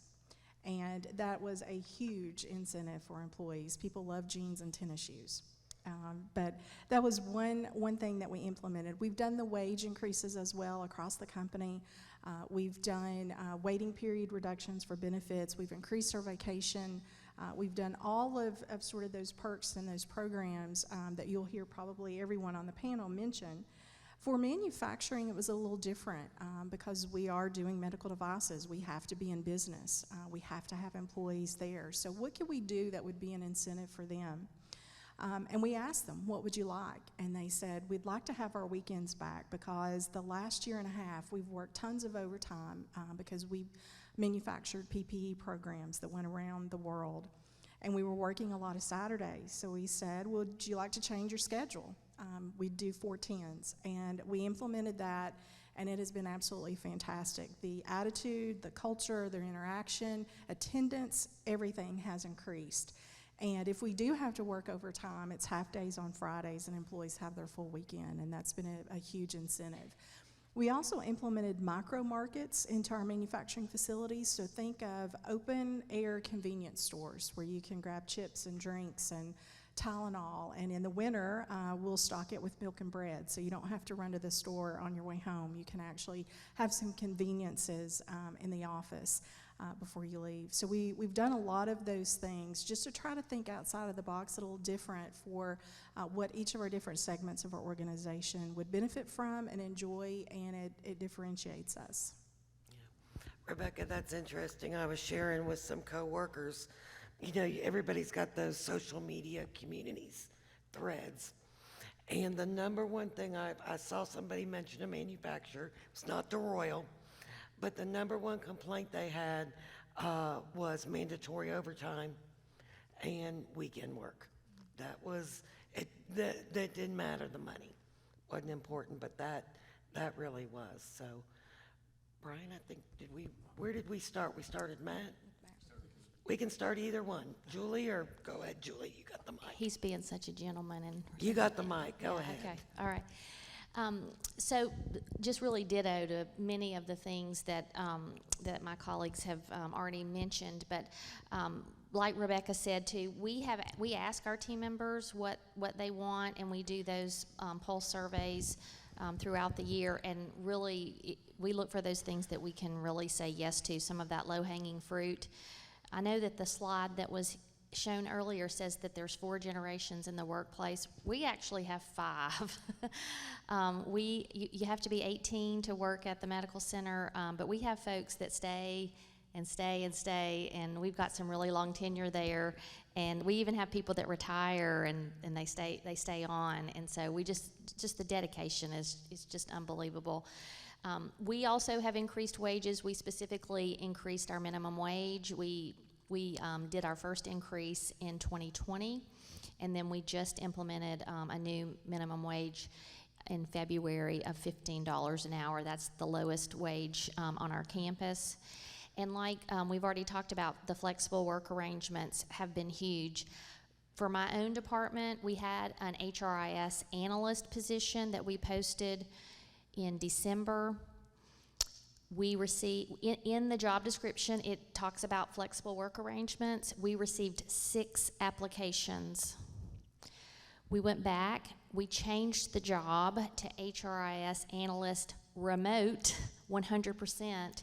We received 50 applications, and we were able to, we ended up hiring 2 people from that, and that was phenomenal. So I think that yes, the flexibility is important, and as Rebecca was also saying, really just trying to open your mind to those. It's new for a lot of people that you really can get your laundry done and get your work done, maybe even more work than when you're in the office. So just changing some mindset there as well. One other thing that we did. And of course, you know, running a hospital, we can't close at noon on Tuesdays and Thursdays because we don't have enough staff. We have, specifically in response to the pandemic, we temporarily changed our PTO policy to allow our team members to go into the negative. And that was really huge, especially for those new team members that were joining us that maybe unfortunately got sick, or they got quarantined because of somebody in their family, or maybe they're just a new team member and they have something planned in the future. And so we really recognized that time off was important, and so we temporarily changed that as well. But we are always looking at our benefits, always looking at the market and studying that and making changes and looking for innovative ways to really to be a differentiator in the market. All right, so Amy, this is a good question. They've covered flexibility, right? The remote notion of work. Uniquely for us, we're a state institution, so we are governed by state benefits programs. It's a very rich program, but that's part of our selling point. We also offer tuition discounts, right, and or ways that lighten the load for employees in terms of being able to invest in their own education. We also know that one of the things that we haven't been really good at is advertising something that we have as a employee discount program. So as a part of the state, we are a member of something called Perk Spot. And so I give this example all the time. The refrigerator that I bought when I moved here 2.5 years ago, had I been a part of this Perk Spot program, I would have saved $500 off the purchase of that refrigerator for my home. That's huge when you talk about a day-to-day, what's the real impact of my income? And so what does it mean? How do you really think about that employee value proposition, and how do you toot your own horn without blowing it as an employer, right? About here are the benefits for working with us that are beyond pay, flexibility being one, but also how do you, again, talk about what is your employee experience going to be as a member of this organization? So if I join UT, am I dreading going to work every day, or am I having a great day? Is it a fun walk to get to the office, right? And so I think it's all about beyond just the dollars and cents. What's important, again, to people, and how do we reach them where they are in terms of that level of importance? You know, again, I think the thing about compensation, we reviewed our compensation structure last year, did a major overhaul. At the end of the day, people are pulling things out of every hat there is. So comp is not the only driving factor now.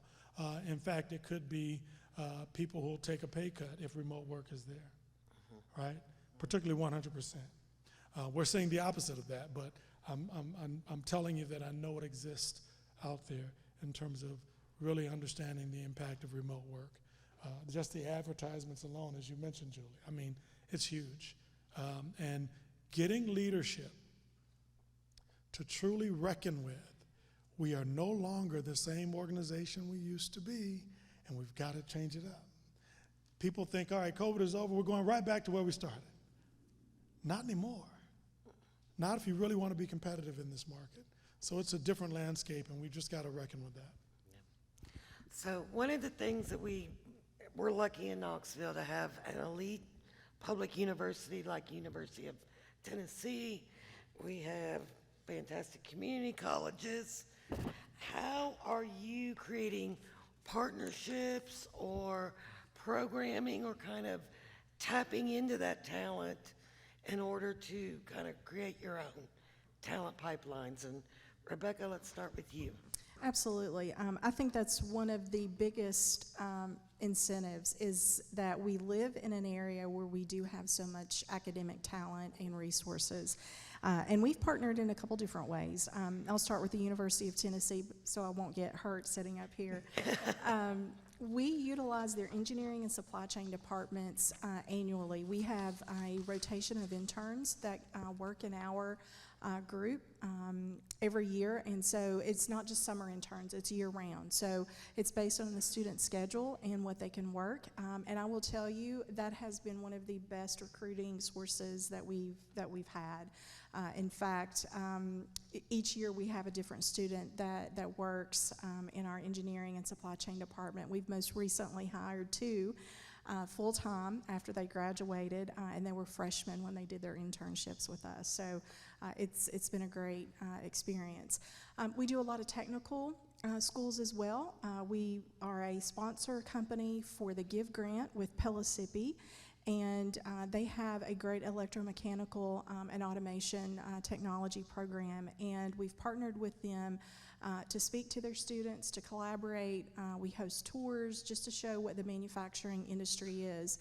It's highly automated in the products that we are making, so it's a little different than just doing assembly work. So it truly does take a lot of technical and mechanical interaction. And so those partnerships have been great, along with the Tennessee College of Applied Technology. Those regional schools are great resources. And I don't want to forget Knox County schools. The high schools, for students who do not plan to go to college, they are a great resource to work with, just to demonstrate and show there's other positions that may not require a college degree that you would enjoy. And, you know, again, sometimes manufacturing has a stigma with it that you're not going to earn great compensation. There's not a career path with that. And we really like to do tours with the high schools to show them that there really is a difference in manufacturing today, and you have a lot of opportunities. So if you're not engaging with our local colleges, please do so. It's a wonderful resource. Go ahead, Just Matt. we'll go in order here.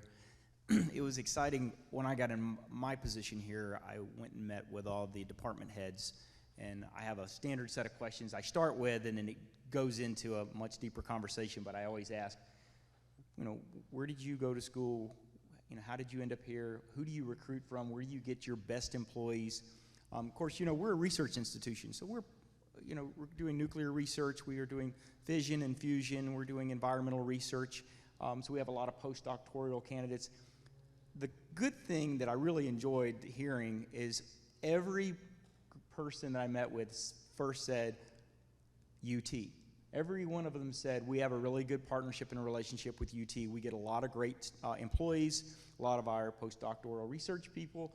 We just have a good relationship with UT, which to me was exciting because in my last position, I found myself flying a lot to MIT or to Purdue in Indiana and other places where I was trying to build partnerships, where here it's right down the road. And they didn't just stop with UT, but they would talk about all the other local universities and organizations that we try to partnership with. We do feel like we need to make an investment in the community. We're part of the community, and we definitely start here local. Of course, we have STEM programs. We have skilled labor programs that we work out with some of our unions. So it runs the board, but any institution, we do everything we can to reach out in partnership and recruit locally. We feel we're a local company. local organization, I guess I should say. We're run by the Department of Energy, but local is the best way to go. Julie? So we also take advantage of some of the regional universities here. We have a great relationship with University of Tennessee. Obviously, that's part of our brand that's on our building, and we have several people from the university that are on our board, and so that helps to forge that great relationship with the University of Tennessee. But we recruit regionally and nationally, and as part of our DE&I efforts, we also are looking at ways from the high school standpoint, even into the middle school standpoint, of ways that we can look at some of the underserved population to provide some employment opportunities for those young men and women, especially getting them to think about healthcare, not just doctors and nurses. And of course, they're very, very important to running our medical center, but we also have just so many jobs that are needed to run a large health system like we have here. So that's kind of something that's a little bit different for us. I think it's interesting, probably if you'd said 5 or 10 years ago, we're going to let kids on our manufacturing floor, we're going to let kids in the hospital, you would have said no way, or in the lab, and now it's necessary. Yeah. Is it any easier if you're already on campus? So actually it is. So we have all the resources right in our backyard, right? And so for me, a good example would be from an HR perspective, we partner directly with the Haslam College of Business on UTK's campus, and we utilize internships in our own offices. And so recently, literally in the past 2 weeks, I have negotiated with an intern to take on one of our new learning and development consultant roles in our employment and organizational development area. And again, it's growing your own talent and then leveraging their ability to see themselves in your organization beyond graduation. So I think it's really a good thing to have homegrown talent where they're already connected from a cultural perspective, and they can appreciate the brand and carry it forward on the other side as an employee, right? And so it's really a wonderful opportunity for us. So it's a little easier when it's in your own backyard, right? And I can call and tap into pockets of where I know talent exists. And if we're looking for student experiential learning opportunities, the internships really give us an opportunity to do the partnerships that we're talking about here, but also internally that helps, again, improve the value proposition for future opportunities of employment. Yep, great. I'm going to take a little chamber commercial. If you're a small, medium-sized business and you're thinking about an internship but don't know where to start, please connect with Lauren Longmire, who came up and did. We've got a lot of resources. She can consult with you one-on-one. And for students, we're telling our employers to look on Handshake. So if you're not on Handshake and looking for internships there, please do, because that's what we're encouraging our employers to do. So back to you all, out-of-market talent. You've got to not only sell your organization, but you've got to sell Knoxville, right? And so how do you do that, and what attributes about Knoxville seem to resonate with people? And I think we're back to you going first now, and we'll go back down the line. Well, I think Knoxville in and of itself, who wouldn't love it, right? I mean, it's a beautiful place to be. It's I think it's its own selling point once a person comes and visits it. I think the hard part is how do we toot our own horn, again, without blowing it, in a way that really speaks to those nuggets about Knoxville. More importantly, though, I think that you can be in a great place in terms of a city or a locale, but if you're working for a crappy employer, it makes no difference where you are in terms of the city.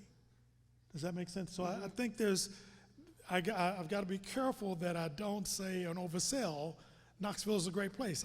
I'm all over it. But at the end of the day, my organization is in Knoxville, And so what's the life experience again for them when they come to work versus just what's there? So we use the lakes, we use all the outdoor life, we use all the ideas that we're close to the Smokies. We've got, there's so many different things that are draws to this area.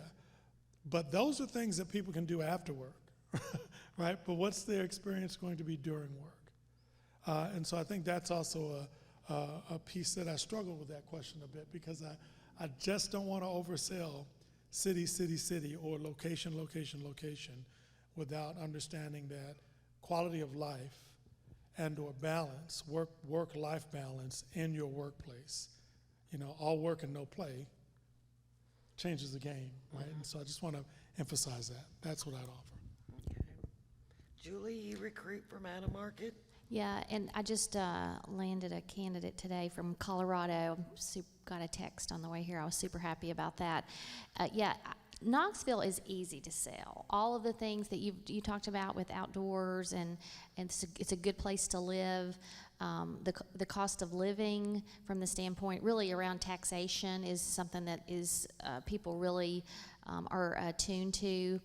But I do agree that as far as our brand and being an academic medical center, that's really, sometimes people are searching for that anyway. They want to be a part of that. They want to be a part of the reputation that we have. They want to be in a learning environment, like that we're connected to the UT Health Science Center, Graduate School of Medicine, all those kinds of things. Yes, they're looking for growth opportunities, but really and truly, the part about Knoxville is really the easy part, and it makes it very easy. And you guys at the Chamber are great with your resources, and that we can go online and look at, and it's great help. Now, the other two are going to have a tougher part to this question, because I do think it's fairly easy for a mid-level person that's got a family, so you're going to come in. It's been harder for the young professionals. We haven't really grown as a region in that very kind of recent college graduates. How are you kind of zeroing in on those folks who want to go to Nashville and Atlanta and to the big city, or are you just waiting for them to have a couple kids and then we'll try to go get them, Yeah, you did throw me for a loop. I'm one of those, I look back, when I was younger, I know I don't sound like it, I was born in Tuscaloosa in Alabama, okay? So I'm originally from the Southeast, and I couldn't wait to get out of a college town in Alabama. I didn't drink the Kool-Aid. I wasn't a big Alabama fan, big disappointment to my family and my dad especially.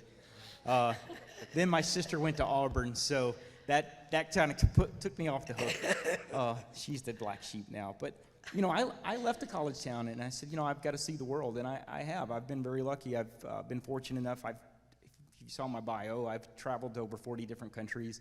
I had a military career that spanned, over 23 years. I lived in Italy for 3 years, and where else can a kid from Alabama, go live in Italy for 3 years? And lived in Africa for a year. And then I've spent a majority of my career either in Texas or on the West Coast. So I've experienced living in the Seattle area, living in the Sacramento area, San Francisco area. So I've kind of spent some time in Washington, D.C. I guess I should say that as well. I'd spent some time on the East Coast as well. When the opportunity was presented to me at Oak Ridge National Laboratories, specifically for Knoxville, it was a no-brainer. It is a great town. It was an easy sell to my wife. It was an easy sell to my family, and it was an absolute easy sell when I spoke to my coworkers in California and said, you don't understand, I've been to Knoxville on a number of occasions. It's an awesome town. Been to a lot of ball games here. I have a lot of friends who have season tickets to the UT games, so looking forward to that. We've got a great local minor league baseball team. There's a lot to do. I'm a big outdoors person, so if I'm not on my mountain bike or trail running or swimming or fishing or something outside, we have it here. So Knoxville's an easy sell. I don't know that there's anything you can do to the new college, tell the new college grad who's getting out of school, stick here in the local town, because they might have to just go out and experience what the world is like in other places and then realize how great of a town Knoxville really is. I had an interview earlier this week, I think it was on Monday, young lady who is living in another state, who graduated from UT, who left the area. She's been gone about 8 years, and she said, I want to get back home to Knoxville. That was the third interview I've had in the last 2 weeks for people who used to be here, who grew up in the area, who are either living in Texas, or they're living in the DC area, or they're living on the West Coast, who said, get me back to Knoxville. And they're begging me to hire them and bring them to Oak Ridge. So I don't know that there's anything we can tell them other than if they just want to listen to some old guy tell you that, look, I've been all over the world, I've seen a lot of things, and Knoxville's one of the best places you can live, and you could do a lot worse. So I would say that might be a lesson they might have to learn on their own. I didn't listen to my parents, so that might be a hard-learned lesson. Yeah, Rebecca, how are you dealing with that challenge? So I grew up, I'm the hometown girl. I grew up in Morristown, which was just about 45 minutes east of Knoxville. Knoxville was the big city for me, so it's easy to sort of sell that because that's what I wanted to come to as well. One of the things that we do in interviewing, certainly for millennials and first job applicants to sell Knoxville, is find out what it is they like to do, because Knoxville does have something for everyone. We found a lot of millennials are looking just to be social. They are wanting to get into an area. They're wanting to connect with groups, whether it's a bicycle club or an arts community of some sort, and just engaging and connecting those individuals with those types of associations and organizations is an attraction. So when you're interviewing your candidates, find out some things. What do you like to do for fun? What's some hobbies? As you go out to dinner as part of your interviewing process, if you do that, you can start to really hone in on some of those specifics. And the Chamber does a great job in providing you details and information. And in fact, I was telling, I think, Lauren, this story several months ago. We actually targeted a few folks in California that were in a technical role. And I called their chamber in a specific city and said, what do you have there? What are some industries there? And I was able to contact a couple of employees that worked in that area and entice them based on what Knoxville had to offer. These were 25-year-old employees, and they loved Knoxville so much that they packed up and moved here.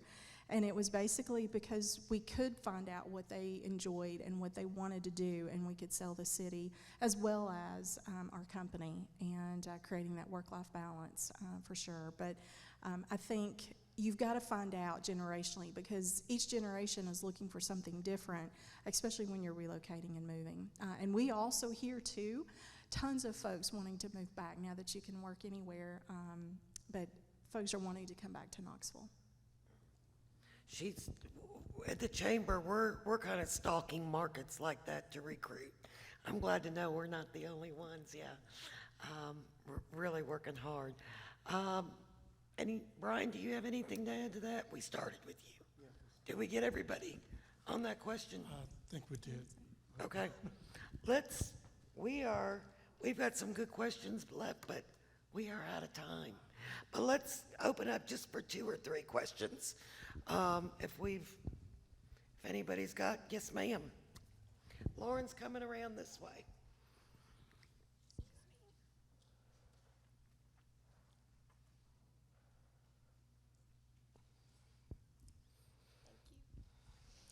Hi, I'm Leslie Walton, and I work in the University of Tennessee Center for Career Development. So, Amy, thank you for the handshake plug. I appreciate that.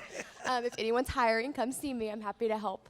And thank you all for being here and sharing. My question is, for really anybody, are you thinking about recruiting other majors or skill sets? Because the market is so competitive, have you expanded in the types of students or new grads that you're considering, especially in this age where we have to adapt quickly to new technologies and learn new skills on the job quite a bit anyways? Has that changed the types of people that you may be looking for? I'll take first stab at that. I think that yes, yes, and yes, right? In terms of, I think we're forced to think more broadly about transferable skills in terms of not just what the job description's looking for.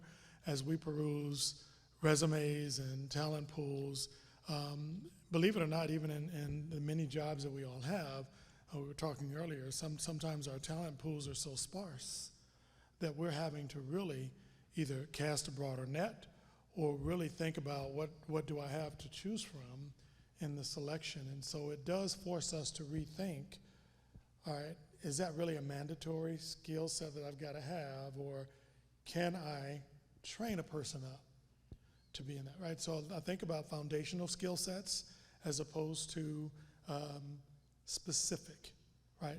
And are people presenting themselves via resume in a way that says they are teachable, right? And that we can expand. So I think about expansion capability as I look at a resume as well. I will also take a look at a resume that came in for one job that doesn't apply to that job and say, wait a minute, have you thought about another opportunity? So really changing our whole attitude toward active recruitment as well. So we typically will do a passive recruitment through advertisements, but we also keep those resumes that look interesting and could be a match in other places as well. So yes, I think it's a call of the day for us. Yeah, I would agree that you have to broaden your mind for accepting of some different types of majors, some different types of experience, looking for those transferable skills. And one thing also, we employ 5,200 team members at the University of Tennessee Medical Center. We're like a little city over there across the river. But one thing too that we're looking at is looking internally at our talent, looking at our own team members as filling those roles. They could be those internal transfers for the future. And I think that one of the things that we've done is we've looked at, again, we're employing a broad spectrum of different kinds of people, different kinds of skill sets, different levels of education. And so what we've done is we've created an umbrella for training and development and just overall education on our campus. And we've divided that into 3 areas. We've looked at the foundations, skill building, and also growing as a leader. And we took our existing programs that we have there, put those under those categories, but we also are building and adding to them. And we love the Haslam School of Business. They're a great partner of ours as we're developing those programs for different levels of leaders as well as physicians. And looking at our own team members as a way to say, how can we grow people within the existing organization? Rebecca, you want to take that, or Matt? I'll just say there are a few positions where they do require specific licenses. So we'll look at a license and say, oh yeah, that's a requirement, or can we go ahead and hire them if they attain this license within a certain period of time? But for the most part, I always say hire smart people that have good problem-solving skills. They'll figure it out. They'll learn to make it successful. So if it's a position that doesn't specifically require a degree, we'll look outside the box. Another thing we'll do is we'll talk to a manager and he'll say, look, it has to have this degree with 10 years experience. And I'll say, well, what if you've got somebody that has 8 years experience, but they've been doing that job successfully for 8 years? So sometimes we get them to look at the years of experience and see if we can make that adjustment. You got to be flexible in this market. You're not going to find someone that's going to match 100% of what you're looking for. I always tell my managers, if you can find someone who's got 75% of what you're looking for and you enjoy working with them, hire that person over someone who's got 100% of what you're looking for and they're going to be a nightmare to work for you. So, be flexible. Totally agree. One question that I ask all applicants of the company, which is relatable to transferable skills, I want you to rank this question, and I give you 4 characteristics: initiative, integrity, work ethic, and positive attitude. I want to see how you rank those, because those 4 things, you're going to be successful no matter what your job is within the company. It behooves everyone to have an open mind. I can train you for skill, but your initiative, your integrity, your positive attitude, I can't. You come with that. So I think if there's a position, if you're applying for something, to sort of flip side that, apply, because recruiters are looking for that something special, whether you have that specific degree and experience, unless it's something that truly is a qualification, a bona fide qualification. Otherwise, we're looking for, are you going to be a fit for the organization? You know, I may hire you for a job today, but I want you to be there 10 years from now within a career. So that would be some things that we would look for sure. Okay. Got one down here. Thank you all for coming, and it's been a pleasure listening to you. My name is Grant Allard. I'm with CNS, and my question is, the first part of it is, how do you make the decision of making talent versus buying it? Then the second part is, as we all go through and build pipelines right now, how do we make that sustainable so when the labor market adjusts, we don't end up ourselves off a cliff or hurting our community by building pipelines that aren't sustainable in the long term? So a couple of things that we do, I mentioned earlier, we have 2 programs in which we specifically hire to go into different roles within the organization. One's a plant manager trainee, and one's a sales resident. Their entire training within the company, it's between 18 and 24 months, is to get you to the next level. There have been times that we have overstaffed in our sales position, for example. We've taken those folks and created project management teams from them. There's always things that you can do in the organization. So we're putting them in customer support to solve problems. We're putting them in marketing to help solve problems if we don't have a sales position for them to go into, because those different areas are all key to their success once they're in an outside sales position. And when something does come available, we transfer them to one of those areas. That's how we've tried to work through that. And we have a strong internal promotional program for the company. A lot of our training and development initiatives are surrounding that. And it allows for a very broad perspective so that employees can transfer and do different things in different groups and not just be pigeonholed in one area. It allows for a good diverse perspective as well. Would be some advice I would share with you. I'm one of the outsiders at Oak Ridge National Laboratories because they do promote heavily from within. So you see a lot of people that have moved up. I'll meet someone and they've been there for 30, 34, 35 years. So we do have a strong program of moving people up, but we do look outside and we do build outside pipelines. And that you make a great point. How do you not lose that pipeline and keep that momentum that you've built? It's a balance. I don't know that I have an answer, honestly, for you, because that is a fear that I have, is we're building these talent pools, we're building these relationships, and you just don't want it to come crashing down. So my answer is I don't have an answer for you, really. So.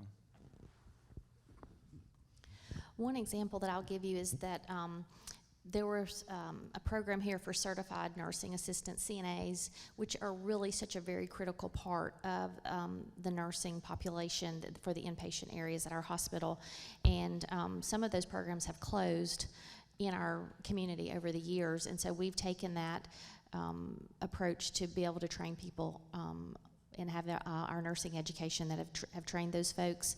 And then we've also created a different career path levels for nursing technicians for the standpoint of retention, and that's been successful. And it's that position, as you can probably imagine, is a high turnover position. There's also, from the standpoint of acuity, you can work at a long-term care facility and not, the patients are not as sick as they are at our medical center. And so we really look for a fit when we're recruiting for those positions and looking at the success of those training programs. So that's just one of the in-house programs that we have. We have some other ones, as well as training doctors and our residents there. But that was a decision that we had to make, that we just were having difficulty and we had to train them in-house. So I think it's always important to think about your internal talent mobility. opportunities, right? So what do you have in-house that you can cultivate up, you can train up, you can give people career ladders or career pathways within an organization? The other thing that I think is really important that challenges us all is, and Rebecca mentioned earlier, oftentimes we think about fit, right, for an organization.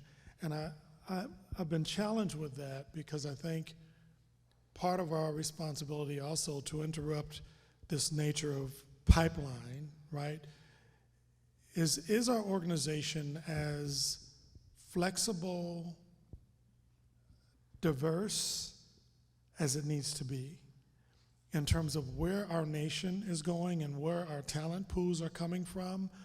Are we challenging our D&I initiatives that really push the envelope around, is it fit, or do we need to shake up things a bit in order to get a different type of talent pool to come to your organizations? So I wonder sometimes if we kill ourselves or shoot ourselves in the foot as we think about, is that a fit for our current organization? I'm quite frankly thinking that our current organization is in flux. I would say that our workforces right now are in flux in terms of what they will evolve to post-pandemic. I just think the whole remote strategy, the competing with hiring people from Colorado or having people posted in different places is going to change the game in terms of what fit really looks like. I can't help also, but I think we've got to be in tune to professional associations and organizations that are also feeders to our pipelines in terms of where do we really recruit from and where are our network streams that help us also think more broadly around talent and where that might lie. Specifically for me, it might be a SHRM, right? It might be a Coupa HR, which is Colleges, University Professional Organization for HR. I've got to always think about where can I leverage my network best to think about how am I broadening or constraining the pipeline that exists, if that makes sense. It does, it does. I would love to just spend another hour, but I think we're already 20 minutes over schedule, so let's give our panelists a round of applause. And I believe Dr. Sawhney's going to come up and close us out, so we can exit stage left. I think he's going to come up.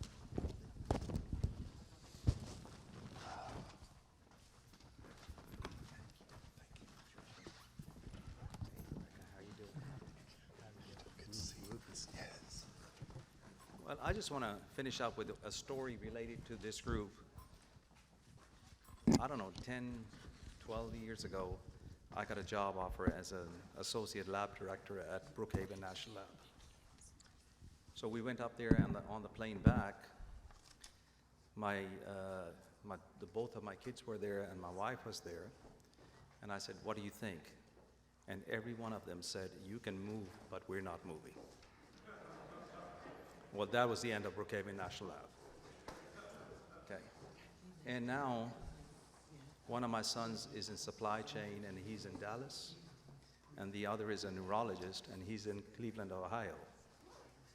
The one in supply chain has told me that he's coming back this year to Knoxville. He's moving back to Knoxville from Dallas. And the one in Cleveland, as soon as his contract is done, he may move to Nashville. So Tennessee has its selling points.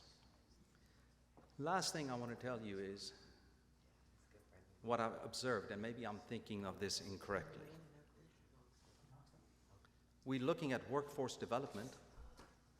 We had a panel this morning of people in operations that are in charge of operations, and we had a panel this afternoon of human resources. Is our paradigm that we have to have functional silos in developing workforce? It could have been better if we had 2 people from this morning and 2 people from this afternoon on one panel, and 2 people from this afternoon and 2 people in the morning. Our paradigms are wrong.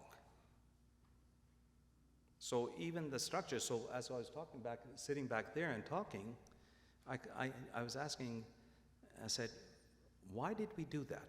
Because we planned this out. I said, maybe the way we think about workforce development in itself needs to be improved. So that's the thought. I hope this helped you. I really appreciate you all coming here. The fact that you're here is very important to us. We're going to do this next year, and I would like you to give us feedback for what you think you would like to see for next year. Enjoy the 82-degree weather. It's Friday. I would suggest nobody go home, nobody go back to work. All right? Just tell them that the sessions lasted till 6 o'clock, and then you went home. Thank you all.